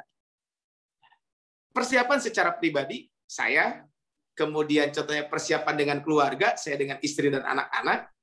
Mungkin kalau Bapak dan Ibu, Ustaz dan Ustazah semuanya, persiapan bagaimana nanti ngajar, dan lain sebagainya, kaitan dengan ibadah Ramadan, kaitan dengan Ramadan kaitan dengan Ramadan ini, maka kita perlu mempersiapkan. Nah, sehingga ketika persiapan ini ada pada diri kita semuanya, maka ini akan memudahkan kita. Urusan dunia saja kita mempersiapkan diri, apalagi urusan akhirat. Kenapa tidak mempersiapkan diri kaitan dengan urusan akhirat? Jadi kita jangan sampai hanya fokus pada dunia saja, tapi urusan akhirat ternyata kita pun harus mempersiapkan diri. Jangan sampai kita lupa kaitan dengan bab ini. Jika kita ada persiapan yang disebut dengan persiapan agenda atau targetan kita. Sebentar Bapak Ibu. Ya. Dan kita lanjutkan Bapak Ibu Allah Subhanahu wa taala. Kembali tadi bahwa ini adalah persiapan menjelang Ramadan yang perlu kita siapkan. Dan ini kita lakukan dari sekarang. Ya, kita punya targetan. Contoh, saya punya target Ramadan ini khatam 2 kali. Saya punya target Ramadan ini adalah sedekah sekian. Saya punya target, ini kan targetan ini tertulis. Sehingga jangan sampai hanya anak didik kita yang dimutabaah, yang dievaluasi lah, kitanya enggak. Kan kalau anak didik kan sholat, lain sebagainya, gitu ya, dievaluasi lah, kitanya enggak. Nah, mungkin kalau kita siapa yang evaluasinya? Ya kita sendirilah. Saya mengevaluasi diri sendiri. Saya punya contohnya buat targetan dan kita buat mutabaah sendiri, buat evaluasi sendiri. Sehingga dengan evaluasi ini kita semuanya bisa Bisa mengoptimalkan ibadah di bulan Ramadan ini ya, kaitan dengan ini.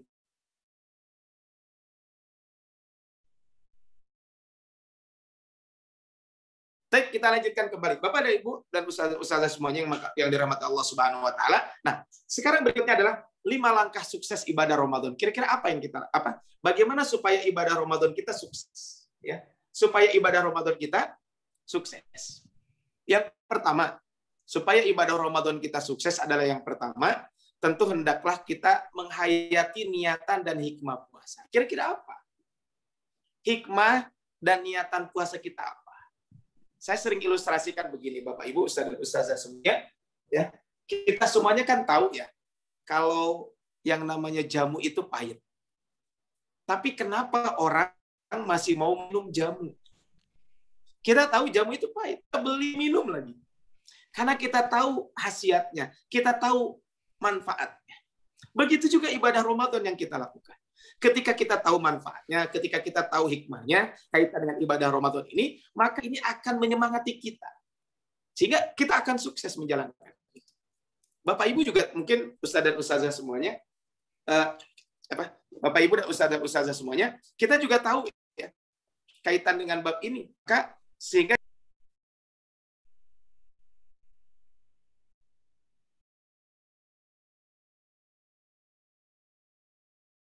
kita bisa menjalankan itu semua. Baik, Bapak Ibu rahmat Allah Subhanahu wa taala, kita lanjutkan kembali. Mohon maaf, barusan baterainya udah mau habis. Ya. Kita sekarang membahas tentang apa? Tentang ini yang penting buat kita semuanya adalah bagaimana kita semuanya bisa betul-betul mengoptimalkan ibadah Ramadan ini. Maka apa? Niatan ini juga harus baik. Sehingga apa? Sehingga ketika niatan kita sudah benar, niatan kita sudah baik, dan kita tahu hikmah-hikmahnya, maka kita pun akan semangat untuk melakukan itu. Kenapa orang mau divaksin? Karena dia tahu manfaatnya seperti apa. Ini kan satu hal yang penting. Maka ini adalah berarti kita harus paham. Kan kata Rasulullah, bau mulutnya orang berpuasa itu lebih wangi daripada minyak kasturi. Ini kan banyak hadis-hadis berbicara. Saya baru beli ya 3 minggu yang lalu sebuah buku yang bagus bukunya. Ini adalah saya tidak jualan buku dari sebagainya ya. Ini mah untuk menyemangati saja, kita sebagai guru tentu harus sering lagi membaca dari sebagainya. Ini buku yang cukup bagus bukunya adalah ini Ramadan bersama Salaf. Ini kan kita tahu bagaimana para sahabat dulu berpuasa dari sebagainya. Sehingga dari buku ini kita bisa mengambil ibrah, bisa mengambil pelajaran. Nah, yang kedua, Ustaz dan Ustazah semuanya adalah hendaklah kita memahami fikih puasa. Nah, kita memahami kaitan dengan fikih puasa. Ya, saya yakin Ustaz dan Ustazah semuanya sudah pahamlah kaitan dengan fikih puasa ini ya. Karena mayoritas ini hanya mengingatkan saja. Mungkin dipahami kembali kaitan dengan dibaca kembali, dan mungkin anak didik kita ingatkan kembali. Jangan sampai ada kejadian di sebuah keluarga, dia tidak berpuasa di hari itu. Kenapa? Karena dia kesiangan bangun, tidak niat puasanya. Bukan tidak niat, tidak sahur. Padahal malamnya taraweh dan sebagainya. Ini adalah kaitan dengan bab ini. Dia tidak berpuasa.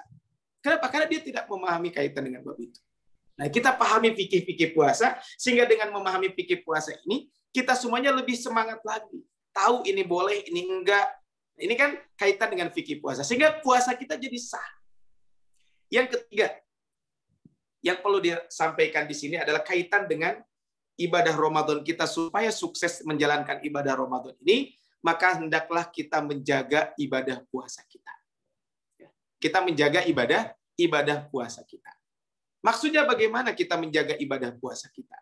Bapak, Ibu, Ustaz dan Ustazah semuanya, jaga puasa kita dengan 2 hal. Jadi kalau kita ingin menjaga ibadah puasa kita, jaga 2 hal. 1, jaga sunnah-sunnah puasa. Jaga sunnah-sunnah puasa. Apa sunnah-sunnah puasa itu? 1 adalah mengakhirkan sahur. Nah, ini adalah sahur ini hal yang ringan, hal yang sederhana. Tetapi ternyata dampaknya sangat besar. Di samping yang pertama adalah ketika sahur ketika kita sahur itu adalah kita mendapatkan pahala besar, ya karena kita mencontoh Nabi. Tapi ternyata dengan sahur juga, ya ini menjadikan kita semuanya punya keistimewaan, ya, punya hal yang perlu kita ambil hikmahnya. Disebutkan kata Imam Ibnu Abi Jamrah, ya Al-Imam Ibnu Abi Jamrah, ya disebutkan. Ya, Imam Ibnu Abi Jamrah ini sebagaimana dikutip oleh Imam Ibnu Hajar Al-Asqalani, kata beliau, kana sallallahu yanduru ma huwa arfaqu bi ummatihi. Rasul itu selalu melihat yang paling ringan buat umatnya. Ya. Kemudian apa? Fayaqaluhu, kemudian beliau menjalankan hal tersebut. Di antaranya sahur. Li'annahu lam yatasahhar lattaba'uhu. Ya. Mohon maaf, lau lam yatasahhar lattaba'uhu. Seandainya Rasul tidak sahur, maka pasti kita akan mengikuti Rasul tersebut. Tapi kan Rasul sahur. Kemudian apa? Fayasyukku ala ba'dihim. Tapi juga akan memberatkan buat yang lain. Nah, ini kan sunnah sahur itu. Kalau tidak sahur, Rasul pasti umatnya akan mencontoh. Kemudian walau tasaharu fi jawfil lail, seandainya Rasul itu sahur di di tengah malam. La syaqqa aidan ala ba'dihim, tentu akan memberatkan. Kita harus begadang. Bayangkan ustaz dan ustazah, Bapak Ibu di sini, ibu-ibu di sini, Bapak Ibu ustazah, ibu-ibu semuanya, bayangkan kalau sahurnya tengah malam, berapa kita bangun? Saya yakin ibu-ibu nggak pada tidur. Besok harus ngajar lagi. Nah, ini kan bagaimana? Ini kata Rasul. Kemudian apa? Mimman yablighu alaihin naum faqad yubdi ila tarki subhi aw yahtaju ila al-mujahada bis-sahar. Kalau tengah malam sahurnya kita susah bangun subuh dan atau kita bisa harus begadang. Kalau begadang besok apa risikonya? Risikonya bisa jadi kita bisa tidak ngajar dan lain sebagainya. Ini adalah kaitan dengan ini. Maka jaga sunnahnya apa? Mengakhirkan sahur. Ini bagian dari sunnah Nabi SAW. Kata Rasul, tasaharu fa inna fis sahuri barokah. Makan sahurlah kalian karena dalam makan sahur itu ada keberkahan. Maka kalau kita lihat, nikmat sahuril mukmin at-tamar. Sebaik-baiknya sahur seorang mukmin adalah kurma. Saya bukan pedagang kurma. Cuman ini perlu disampaikan. Maka disampaikan kata Imam Syarfuddin At-Tibbi, ya. Beliau mengungkapkan kaitan dengan ini ya, sebagaimana disebutkan di dalam kitab Al-Kashif Akhlaq As-Sunan, disebutkan kata beliau, kenapa Rasul sahur dengan kurma? Bukan sahur dengan kurma, memang tidak ada, Rasul tidak riwayat menyebutkan beliau sahur dengan kurma, tapi ungkapan beliau. Karena kata beliau, sesungguhnya ya beliau menyebutkan bahwa waktu sahur adalah waktu yang istimewa. Untuk apa? Untuk kita berdoa dan sebagainya. Maka wa inna ma madahu bihadzal waqt li'anna fi nafsi sahur barokah. Waktu sahur adalah waktu yang penuh dengan keberkahan. Makanya Bapak Ibu Ustaz dan Ustazah semuanya, gunakan waktu sahur untuk betul-betul mendekatkan diri kepada Allah. Kan punten ya. Di kita kan banyak program-program di bulan Ramadan ini biasanya waktu sahur itu punten, waktu ketawa ketiwi dan sebagainya. Tapi kenapa kita tidak memanfaatkan waktu sahur itu untuk melakukan kebaikan-kebaikan? Tapi ini waktu sudah habis sedikit ya. Kemudian yang kedua adalah di antara sunnahnya adalah tadi sahur. Kemudian yang kedua sunnahnya itu adalah dengan kita menyegerakan berbuka. Ini adalah di antara sunnah-sunnahnya ketika berpuasa. Kemudian ketika berbuka dianjurkan dengan kurma basah. Jika tidak ada kurma kering, kalau tidak dengan air. Kemudian yang kedua adalah menjaga ibadah puasa dengan apa? Menjaga ibadah puasa itu dengan sesuatu hal yang menjaga ibadah puasa itu dengan kita semuanya menjauhi hal-hal yang mengurangi pahala puasa. Ngegosip, ngebohong, dan lain sebagainya. Nah, kemudian yang keempat adalah yang perlu kita lakukan supaya sukses Ramadan ini adalah menghias puasa kita. Ya, dengan apa? Puasa itu bukan hanya melaksanakan puasa saja. Ya, dengan kita tarawehnya jangan lupa, jangan taraweh, tarasawar ya kan. Kemudian yang kedua, jangan lupa di samping taraweh kita pun dianjurkan untuk apa? Setelah kita taraweh, kita pun dianjurkan untuk ibadah yang lain. Maka ada sodako, kemudian i'tikaf dan lain sebagainya. Maka hiasi ibadah Ramadan dengan berbagai macam aktivitas kebaikan. Taraweh, sodako, i'tikaf, banyak berdoa, kemudian juga memberikan buka kepada orang yang berpuasa dan lain sebagainya. Ini adalah bagian dari itu. Kemudian yang kelima adalah istiqomah dalam selama dan setelah Ramadan. Tapi Bapak Ibu Allah Subhanahu wa taala, waktu yang diberikan kepada saya ternyata sudah habis ya. Sudah cukup ya waktunya. Sedikit mungkin boleh slide berikutnya ini tentang keutamaan, terus lanjut. Saya akan simpulkan saja di kaitan dengan ini. Lanjut lagi nanti udah dulu. Ini kan hadis-hadis Nabi SAW yang barusan disampaikan. Kebanyakan para ulama menilai, jumhur ulama menilai hadis tentang nisfu Sya'ban itu hadisnya lemah. Walaupun sebagian ulama mensahihkan. Nah ini saya ulangi. Sebagian ulama, mayoritas ulama, jumhur ulama mengatakan hadis ini lemah.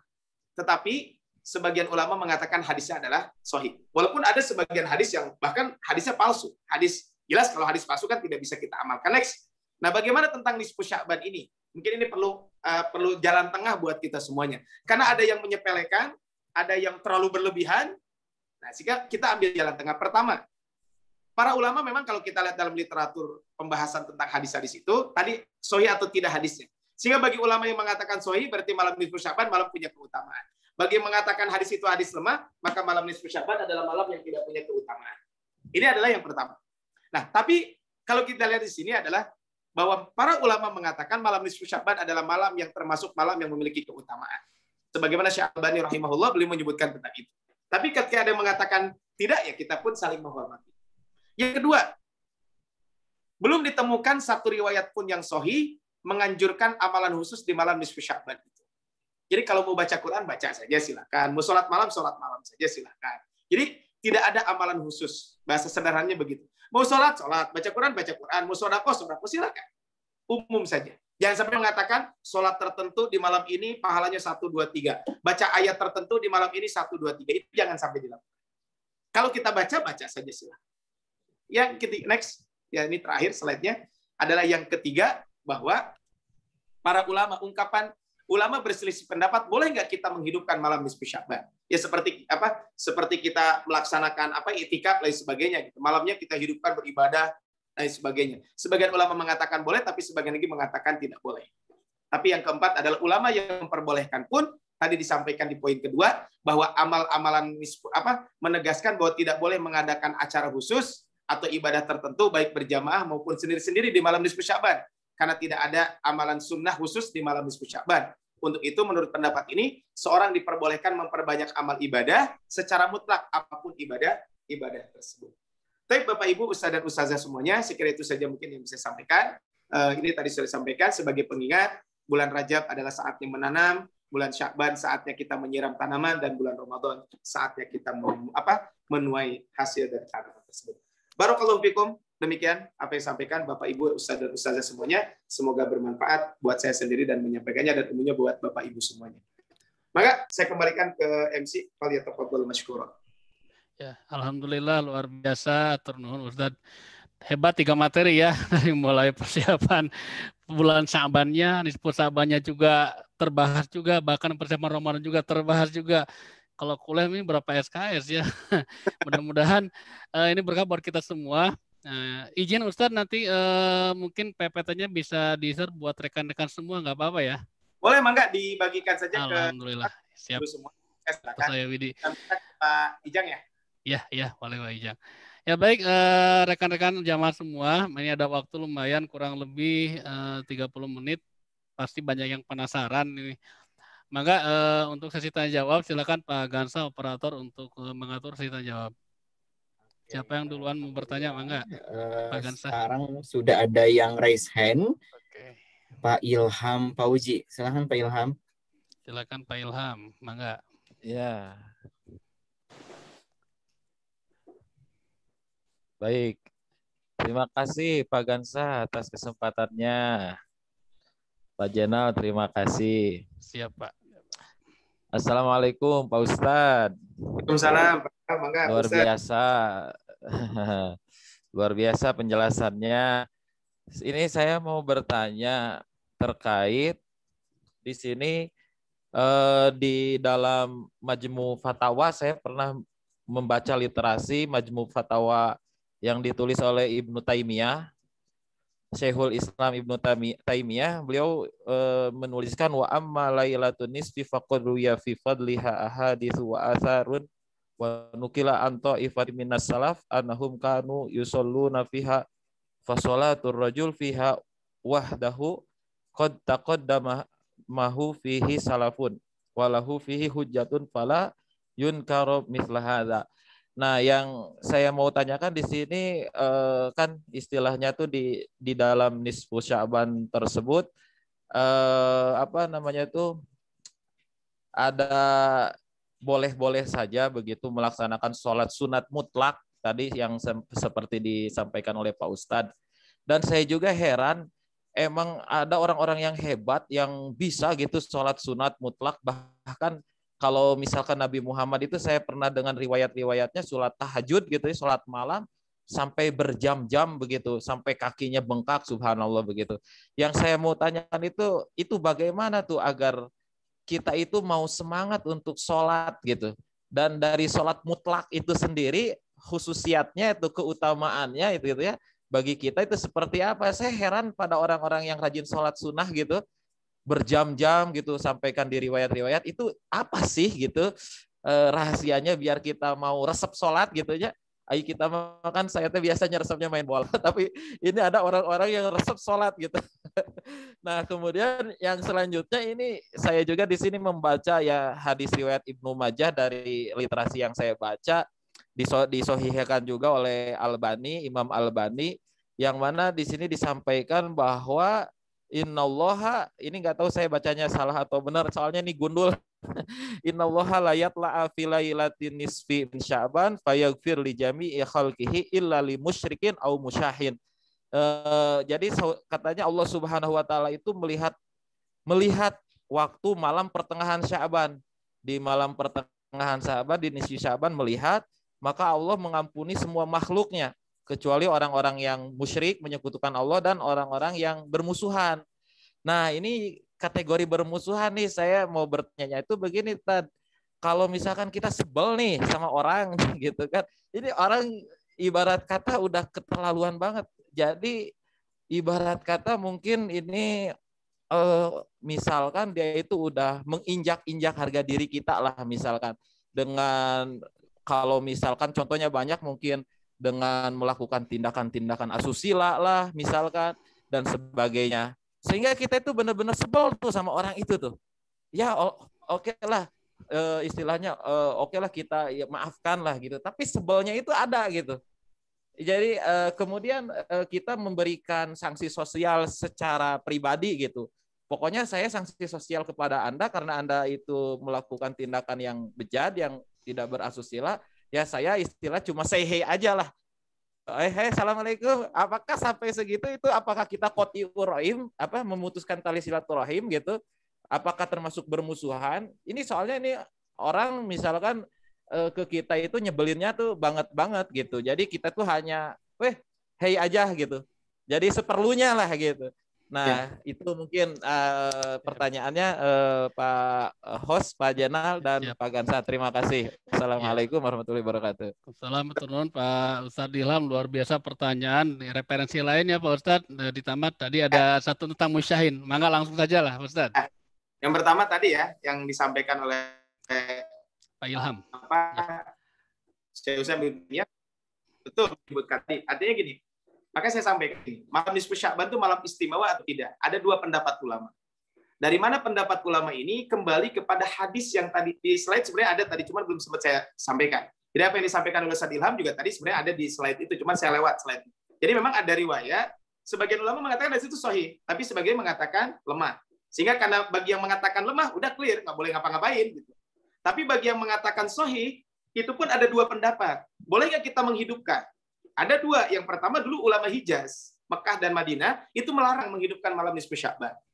Tapi sebagian lagi mengatakan ulama Syam dan sebagian ulama Mekah, itu dulu juga ada yang mengatakan seperti itu. Jadi boleh menghidupkan malam tersebut. Nah, ini kan mungkin biar clear kaitan dengan beliau. Memang saya tidak akan mengatakan tidak boleh, enggak, saya tidak akan mengatakan begitu. Karena memang ini ada, mungkin nanti saya apa yang disampaikan oleh Ustadz Ilham juga jadi pandangan para ulama yang membolehkan dan enggak, itu tentu tidak dibenarkan. Nah, kemudian berikutnya tadi, kaitan dengan sholat sunat tadi, kalau kita mengharuskan sholat tentu, waktu tertentu, ini kan perlu ibadah, perlu yang namanya dalil.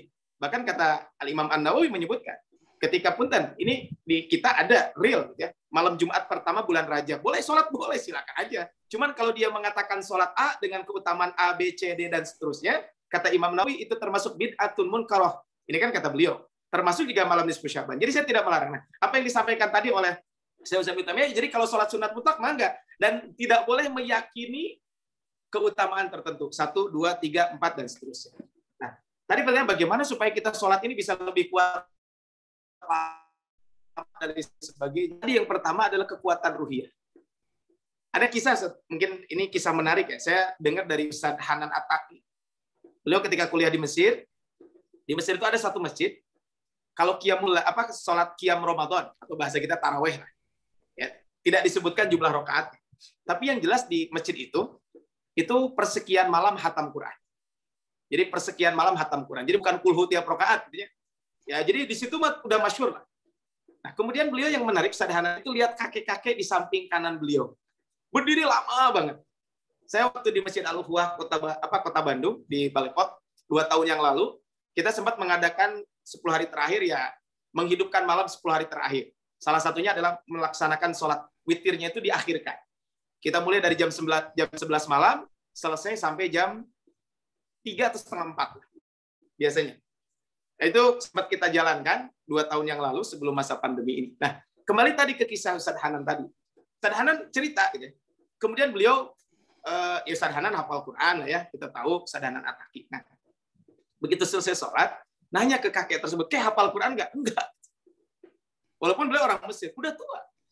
Kemudian, kok bisa kakek kuat sholat? Saya aja pegel gitu. Kata Ustaz Hanan, saya aja pegel. Ya beliau bukan menyombongkan diri. Saya mahasiswa Al-Azhar, ya sedikit paham lah apa yang dibaca. Kemudian yang kedua, saya juga hafal Al-Quran. Ya walaupun tidak lancar, tapi minimal tahulah gitu ya yang dibaca itu sehingga bisa ngikutin. Tapi kenapa saya capek kakek? Enggak. Apa kata beliau? Kamu terlalu mengandalkan fisik, sedangkan saya adalah mengandalkan ruhiyah. Jadi keimananlah yang akan memperkuat kita untuk melaksanakan itu. Ya, ini apapun sebenarnya. Makanya coba lihat dalam sebuah hadis. Sholat yang paling berat buat orang munafik sholat apa? Sholat Isya dan sholat subuh kan? Subuh. Di dalam kitab Fatidil Jalal Ikram Syarah Bulughul Maram, Syekh Utsaimin menyebutkan kenapa sholat subuh ini berat buat orang munafik. Karena dua hal. Pertama, dhafud dafi, daya dorongnya lemah. Kenapa daya dorong lemah? Karena orang munafik kalau sholat itu pinginnya dipuji.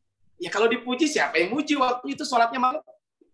Kemudian kuwatul mani, halangannya kuat. Nah, ini sehingga inilah yang membuat tadi. Nah makanya bagaimana supaya kita bisa sholat berlama-lama seperti Rasulullah SAW adalah tadi satu, perkuat ruhiyah kita, keimanan kita kepada Allah Subhanahu Wa Taala. Yang kedua, ingat pahalanya yang besar. Saya kemarin mungkin bisa lihat di dalam sebuah hadis ya, riwayat Imam siapa?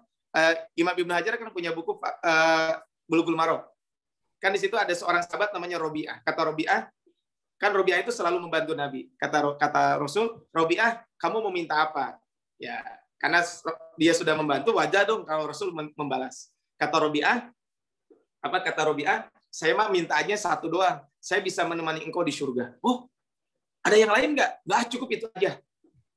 Kemudian kata Rasulullah SAW, apa kata Rasul ketika itu? Kata Rasulullah SAW, ketika itu, fa'inni ala nafsika bikathratis sujud. Tolong aku untuk bisa merealisasikan cita-citamu supaya kamu nanti menemani aku di surga, maka dengan memperbanyak sujud. Artinya berarti memperbanyak sujud kan nggak mungkin sholat wajib, masa diperbanyak sujudnya? Mungkin kalau sholat wajib sudah terbatas sujudnya. Melebihi sujud kan kalau sengaja jadi batal. Tapi maksudnya adalah memperbanyak sholat sunnah. Dalam riwayat yang mengatakan tidaklah seorang mukmin melaksanakan satu sholat, artinya satu sujud. Illa rafa'allahu biha darajah. Kecuali Allah angkat derajat, kemudian Allah akan ampuni dosa-dosa. Jadi yang kedua adalah memperkuat kaitan apa? Kaitan dengan kita tahu pahala yang besar di sisi Allah Subhanahu wa Ta'ala. Kemudian yang ketiga, ini juga untuk menyemangati juga tentu kita harus ada komunitasnya. Kenapa ibadah Ramadan itu begitu ringan buat kita? Karena bareng-bareng. Coba kalau saum Senin Kemis, pasti kan akan berat. Itu mungkin mudah-mudahan ini sedikit menambah wawasan saja gitu ya kaitan dengan bab ini. Nah, kemudian yang kedua pertanyaan tadi, orang yang bermusuhan. Apakah itu termasuk bermusuhan? Itu tanya aja istabti qalbak, tanya aja hati kita. Kenapa kita melakukan itu? Tapi boleh nggak kita membatasi hubungan dengan orang karena keburukan orang tersebut? Kita tidak boleh membenci pribadinya, tapi membenci perilakunya. Tapi kita membatasi interaksi dengan orang tersebut karena banyak memudaratkan kita, nggak masalah. Tidak masalah, tapi tidak boleh memutus silaturahmi. Tapi contohnya tadi bahasa kita say hello aja gitu ya. Jadi tidak menyengaja berkunjung dan lain sebagainya. Ini boleh kalau memang itu membahayakan atau memberikan madarat kepada kita semuanya. Tapi memutus silaturahmi, ya dia berkunjung ya kita tetap ya penuhi seperlunya saja. Tidak terlalu dekat dan lain sebagainya, dan itu boleh-boleh saja. Saya kira seperti itu. Itu bukan termasuk memusuhi. Tapi kalau kita memang niatan dari awal memusuhi dia, maka istabti qalbak, tanya hatimu. Tapi memang faman apa wa aslah fa ajruhu 'ala Allah. Kita memaafkan itu memang paling berat. Jika ada sahabat Nabi yang dijamin masuk surga kan, ya memang kalau teori mah kita juga insya Allah pada paham. Tapi tadi bagian praktek nama, ya itulah perlu doa ya itu barangkali Ustaz Ilham, mudah-mudahan ini sebagai wawasan saja menambah wacana gitu ya kaitan dengan bab ini. Wallahu. Iya, luar biasa. Kayaknya cekap Pak Ustaz Ilham ya, luar biasa jawabannya nih. Gansa, ya masih ada waktu ya? Ya. Ini ada satu orang lagi yang raise hand, Bapak atau Ibu Lili Saputra dari SD IT Wise. Sebentar.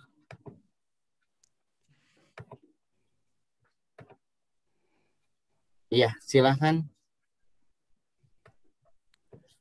Baik, Assalamualaikum warahmatullahi wabarakatuh. Waalaikumsalam warahmatullahi wabarakatuh. Baik, langsung aja. Mohon maaf, ini mungkin ada beberapa di kalangan masyarakat yang merebah, yaitu tentang apa maksudnya itu kan tentang nisfu Sya'ban ini, yaitu tentang apa maksudnya mengingatkan adanya apa keutamaan dari nisfu Sya'ban, yaitu dari dan salah satu hadisnya yaitu ya ini Nabi SAW bersabda, barang siapa yang memberitahukan berita datangnya bulan Sya'ban kepada yang lain, maka haram api neraka kepadanya. Nah, yang pertama, kualitas hadis ini seperti apa? Ya, apakah memang karena banyak beberapa di masyarakat tentang hadis ini. Lalu yang kedua tentang apa amalan-amalan yang mungkin kebanyakan seperti mohon maaf membaca salah satu surah Yasin. Surah Yasin yang pertama untuk ini, surah Yasin kedua seperti ini untuk ini, dan ketiga dan yang lainnya ya. Mungkin apa maksudnya itu kan, apakah amalan tersebut ada contohnya atau seperti apa? Mungkin itu aja Ustaz. Terima kasih atas kesempatannya. Wabillahi taufiq wal hidayah. Assalamualaikum warahmatullahi wabarakatuh. Waalaikumsalam Ustaz Lili. Langsung aja Ustaz ya. Yang pertama palsu ya. Itu mah ada barang siapa yang menyebarkan WA ini jelas itu mah ya palsu. Harus tidak ada dalilnya ya. Coba aja nanti bulan Rajab juga itu kan begitu ya. Kan siapa yang puasa 1 hari 1000 hari, 2 hari 2 kan barang siapa yang menyebarkan ini maka 80 tahun kan itu cuma berubah aja sih. Nanti bulan Ramadan juga datang lagi dengan riwayat yang cuma diganti. Itu biasanya akhrajahu Google. Jadi hadis riwayat Imam Google. Jadi itu tinggal merubah-rubah saja. Itu jelas tidak adalah sallallahu tidak ada dalilnya ya. Makanya di situ tidak ada hadis riwayat siapa. Kan nggak ada kan? Hadis riwayat siapanya nggak ada. Cuman ya menyebar saja. Tadi malam juga ada yang nge-WA ke istri saya, nanya tentang itu. Sebenarnya jawab aja itu hadis yang palsu. Kemudian yang kedua, tadi jadi ketika kita ketika ada amalan tertentu dengan punya keutamaan tertentu, tentu ini kan perlu dalil. Ya tidak boleh. Saya tidak melarang baca surat Yasin, enggak baca surat Yasin. Tapi jangan kalau saya ingin baca surat Yasin, setelah baca surat Yasin, ya Allah, dengan membaca surat ini semoga Allah mengabulkan hajat saya. Boleh, itu namanya tawasul. Kan pernah ada 3 orang yang masuk ke gua itu kan. Tapi kalau tadi Yasin pertama, Yasin kedua, ini kan seolah-olah udah ditentukan. Tapi kalau gini, tadi disebutkan yang tadi Ustaz siapa? Ijang, bukan Ustaz Ijang. Ustaz Faisal ya tadi ya. Nanya kaitan dengan ini kan, makanya tadi sholat mutlak ya sholat mutlak, Yasin mah enggak aja gitu. Tapi jangan sampai meyakini kalau malam nisfu Sya'ban kudu maca sehingga rame, alhamdulillah rame. Tapi kan jangan sampai ramenya pas malam nisfu Sya'ban unggul. Pas pada sholat isya ada reueuh. Nah, ini kan juga jadi repot. Ini kan mungkin perlu jelaskan ke masyarakat, kita ambil punten cikuran pikir tengah lah. Jadi amalan baca Yasin kan nggak dilarang kan? Boleh nggak baca surat Yasin? Boleh, ya malam nisfu Sya'ban, malam nisfu naon ge mangga we gitu ya. Cuman kalau tadi meyakini ini, seperti tadi saya sampaikan, di bulan Rajab ini di kita terkena dengan nadan. Ziarah kubur. Boleh nggak ziarah kubur? Boleh, silakan aja. Tapi kalau mengharuskan sebelum puasa harus ziarah kubur dulu. Nah, ini kan perlu dalil yang memang yang perlu ditekankan kaitan ini. Jadi mungkin kita sampaikan ke masyarakat ya bahwa kalau menghususkan dengan ini ya jadi tidak dibolehkan. Tapi kalau kita baca surat apa, kemudian kita berdoa ya Allah mudah-mudahan dengan baca surat ini, tapi tahun depan jangan baca surat eta terus, mungkin ganti surat lain dan lain sebagainya. Itu kan akan lebih utama. Jadi kembalinya adalah tadi kita berarti menyampaikan kita punten ya bahasa kitanya adalah dengan membaca itu berarti kita tawasul. Kalau tawasul kan boleh, tawasul dengan amal soleh yang kita lakukan. Cuman kan tadi 1 jadi ini, 2 jadi ini, 3 jadi ini. Itu kan jadi seolah-olah di masyarakat itu menjadi harus ini sebenarnya perlu disampaikan sehingga masyarakat pun tetap semangat ibadahnya ada, jangan sampai kita hapus semangat ibadahnya akhirnya nggak mau ibadah kan, tapi kita sampaikan, luruskan ini loh yang benarnya seperti ini. Itu barangkali Pak Ustadz, Allahu a'lam. Ya. Terima kasih Pak Ustadz Lili, cukup ya. Iya. Pak Gansa masih ada waktu, cukup ini waktu? Oke, ini mungkin satu lagi. Satu lagi terakhir. Ya. Ada dari chat dari SMP ITLH. Aduh, ini kepotong ya. Assalamualaikum warahmatullahi wabarakatuh. Ustadz, bagaimana agar kita istiqomah dalam menjalankan amaliyah ibadah di bulan Ramadan? Kebanyakan dari kita semangat di awal bulan, namun setelah 1 sampai 2 pekan terasa sangat berat sekali. Gitu. Yang paling menohok adalah salah satu contohnya berkurangnya jamaah saf sholat di masjid begitu. Ya, Enggak, langsung aja Ustadz. Memang ini agak berat ya. Jadi ya bagaimana istiqomah, sebenarnya banyak lah ya kalau kita berbicara tentang istiqomah. Satu, mungkin banyak berdoa. Itu jelas ya. Ya muqallibal qulub tsabbit qalbi ala dinik. Kan Rasul banyak berdoa ini kan. Sampai kata Ummu Salamah, "Ya Rasul, kenapa engkau baca banyak doa itu?"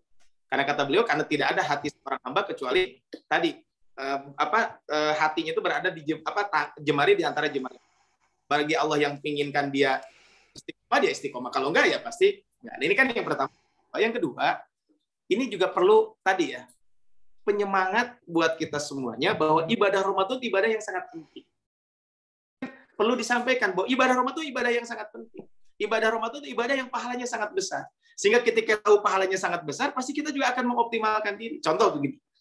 Seandainya ada sayembara mungkin ya di grup ini ya, di Light Barokah ya. Jadi persatuan guru-guru PAI itu gitu ya. Seandainya begini, siapa yang hadir 20 kali berturut-turut di kajian setiap hari Jumat ini akan dapat Avanza. Kira-kira pada hadir mau? Jika nama jadwal lagi lah pokoknya. Kenapa? Karena kita tahu pahalanya. Makanya Umar bin Khattab ya, ketika beliau tertimpa musibah, Umar, kenapa engkau mengucapkan alhamdulillah, alhamdulillah ala kulli hal? Kan begitu. Kemudian ketika ditanya kenapa? Kata beliau, alhamdulillah pahalanya besar sehingga saya bersabar. Nah, ini kan berarti harus ingat kaitan dengan pahala. Apakah kalau beribadah karena pahala jadi tidak ikhlas? Enggak. Orang Rasul menyampaikan kok barang siapa melakukan ini. Itu yang kedua. Yang ketiga, jadikanlah Ramadan ini seolah-olah Ramadan terakhir. Kita bayangkan bagaimana seandainya Ramadan depan tidak bisa kita menghadapinya. Apalagi wabil khusus di masa-masa pandemi ini kan. Di masa-masa pandemi ini kita sering mendengar tiba-tiba tetangga, teman kita meninggal dunia. Maka ketika kita seolah-olah ini adalah Ramadan terakhir, pasti kita akan lebih semangat. Kata Rasul, jadikanlah sholat ini sholat muwadda. Kita sholat perpisahan. Saya kemarin dengar ceramah ya, subhanallah sampai syekhnya itu menangis. Kenapa kita ini kok sampai melalaikan ibadah Ramadan, kata beliau. Betapa banyak orang-orang yang di kuburan menginginkan Ramadan seperti kita. Ini kan kalau kita melakukan sebenarnya. Yang ketiga, yang kedua, yang ketiga, memang perlu ilmunya. Nah, kebanyakan masyarakat tahu Ramadan itu hanya puasa. Nah, berarti kan ilmu ini perlu diperkuat. Makanya perlu penyadaran dan sebagainya. Dan kita mungkin mulai dengan keluarga kita. Kemudian yang kelima, ini biasanya penting. Di kita jarang merencanakan Ramadan. Kira-kira mau ngapain? Itikaf mau di mana? Kita kalau mau bukber dengan keluarga di mana? Nanti tarawehnya di mana? Kan kadang kita jarang mempersiapkan itu. Makanya tadi saya sampaikan, perlu persiapan yang namanya persiapan agenda. Sehingga kan kalau ada agenda, kita kan jelas, oh, saya targetan ini sudah tercapai atau belum. Kalau kita juga kalau di kelas kan ada ada rancangan aja itu ya, sehingga nanti ada evaluasi lah kenapa Ramadan kita. Nah, mungkin itu saja di antaranya. Tapi masih banyak lah. Intinya sih bagaimana kita istiqomah ya kembali kepada keimanan kita memang harus diperkuat dan doa kepada Allah Subhanahu wa taala. Itu mungkin ya dengan bab ini. Ini dari LH ya, Luqmanul Hakim. Iya. Atur nuhun Ustaz. Alhamdulillah. Mungkin Pak Gansa waktunya udah cukup ya. Kayaknya masih banyak nih yang masih penasaran. Nanti kita mudah-mudahan bisa memfasilitasi ya. Nanti di chat saja. Nanti mudah-mudahan kita kasihkan ke Ustadz atau kontak kita akan share dengan Pak juga. Ya. Nomor saya nanti bisa di-share aja. Silakan nomor saya diminta Pak Yang ya. Atau tadi juga di CV saya ada nomor saya. Mangga bisa dihubungi saya. Mungkin nanti bisa silaturahmi lah. Wabil khusus gitu ya. Siap. Siap, alhamdulillah luar biasa malam hari ini, bekal yang luar biasa. Ada waktu mungkin tinggal setengah ini lagi ya, kurang lebih 16 hari lagi menjelang bulan puasa. Kita jadikan bulan Saban sebagai bulan tarbiyah. Nah, ini tadi kalau saya catat lumayan dari mulai bagaimana berpuasa, bagaimana mentilawah Al-Qur'an dan lain sebagainya. Sehingga di bulan Ramadan kita sudah terbiasa Ustadz ya. Ya, yang begitu banyak juga dari mulai bagaimana persiapan ilmu, fisik, ruhiyah, finansial sampai agenda yang mudah-mudahan apa yang disampaikan oleh Al-Mukarram bisa jadikan sebagai referensi oleh kita semua sehingga di bulan Ramadan ini kuncinya lebih baik dari yang sudah kita lewati. Ustadz, biar berkah di pertemuan kali ini, mohon untuk bisa memimpin doa di akhir ini, monggo. Baik, Ustadz dan Ustazah semuanya, marilah kita sama-sama bermunajat, berdoa kepada Allah Subhanahu wa taala. Kalau di tempat saya kebetulan sedang hujan, ini mudah-mudahan ini juga pertanda bahwa Allah menurunkan rahmatnya kepada kita dan waktu yang mari kita sama-sama Allah Subhanahu wa taala. A'udzubillahi minasyaitonir rajim. Bismillahirrahmanirrahim. Alhamdulillahil alamin hamdan yuwafi ni'amahu wa fi mazidah. Ya Rabbana lakal hamdu kama yanbaghi li jalali wajhikal karim wa 'azimi sultanik. Radina billahi rabba wa bil islami dina wa bi Muhammadin nabiyya wa rasula. Radina billahi rabba wa bil islami dina wa bi Muhammadin nabiyya wa rasula. Radina billahi rabba wa bil islami dina wa bi Muhammadin nabiyya wa rasula. Allahumma barik lana fi Rajab wa Sya'ban wa ballighna Ramadan. Allahumma barik lana fi Rajab wa Sya'ban wa barik lana fi Ramadan. Allahumma sallimna li Ramadan wa sallim Ramadan ilaina wa sallimna wa taqabbalhu wa sallimna mutaqabbala ya arhamar rahimin. Allahumma inna nas'aluka ridhaka wal jannah wa na'udzubika min sakhatika wan nar. Allahumma inna nas'aluka ma sa'alaka bi 'abduka wa nabiyyuka Muhammadun sallallahu alaihi wasallam wa ibaduka salihun.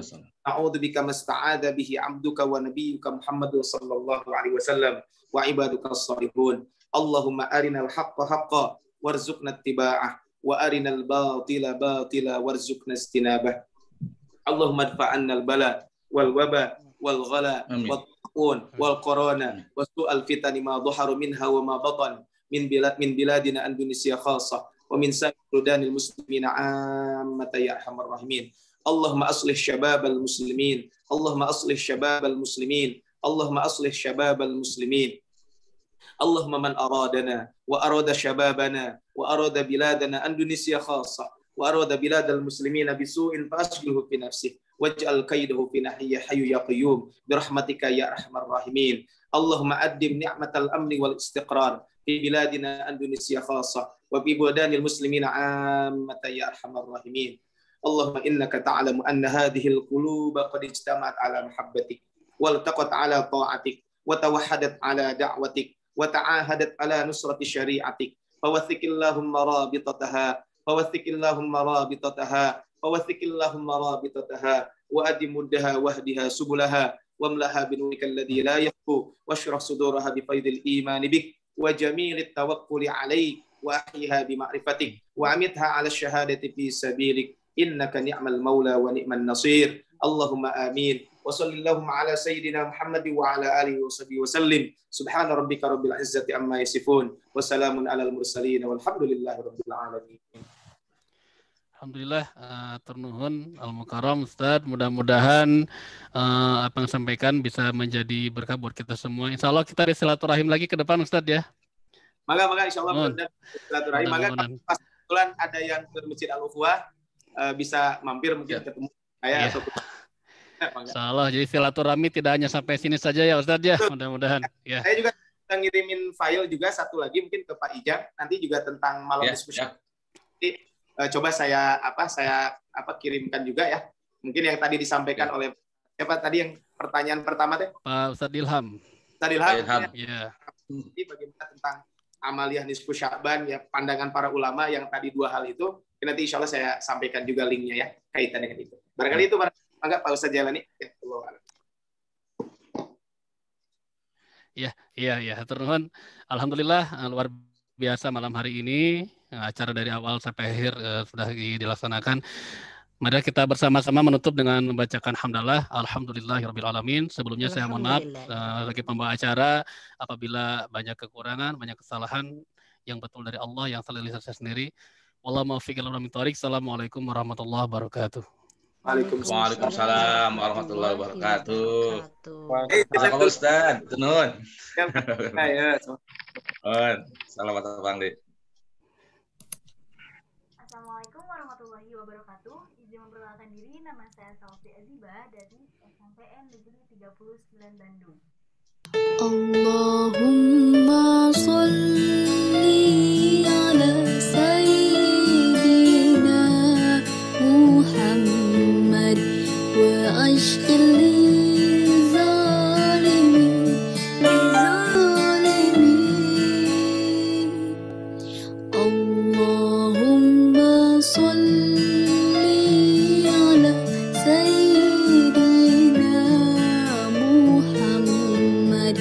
وأشغل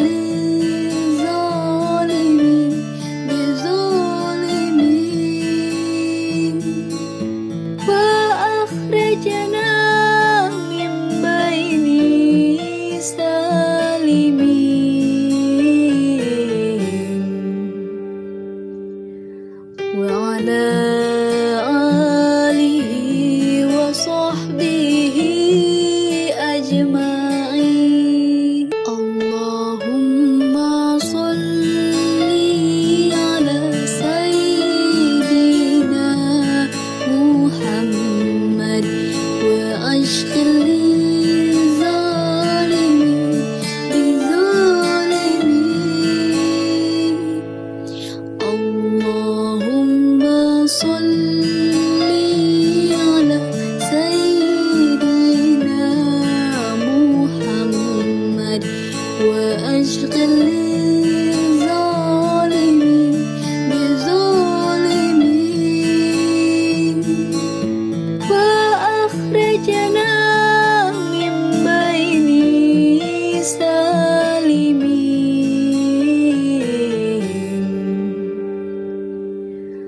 وعلى آله وصحبه أجمعين. Sekian dari saya. Wassalamualaikum warahmatullahi wabarakatuh. Waalaikumsalam warahmatullahi wabarakatuh. Aduh, murid nawe nih saya kamu guruna pegan saya. Ini anu singkat ya Pak Ijang terus tunduk. Siap luar biasa. Aduh saya Punten kesadayana kahilapan nembe foto bersama tapi datos didokumentasikan ya. Asa atasnya mohon maaf. Langsung Pak Ilham sih ya nak. Assalamualaikum.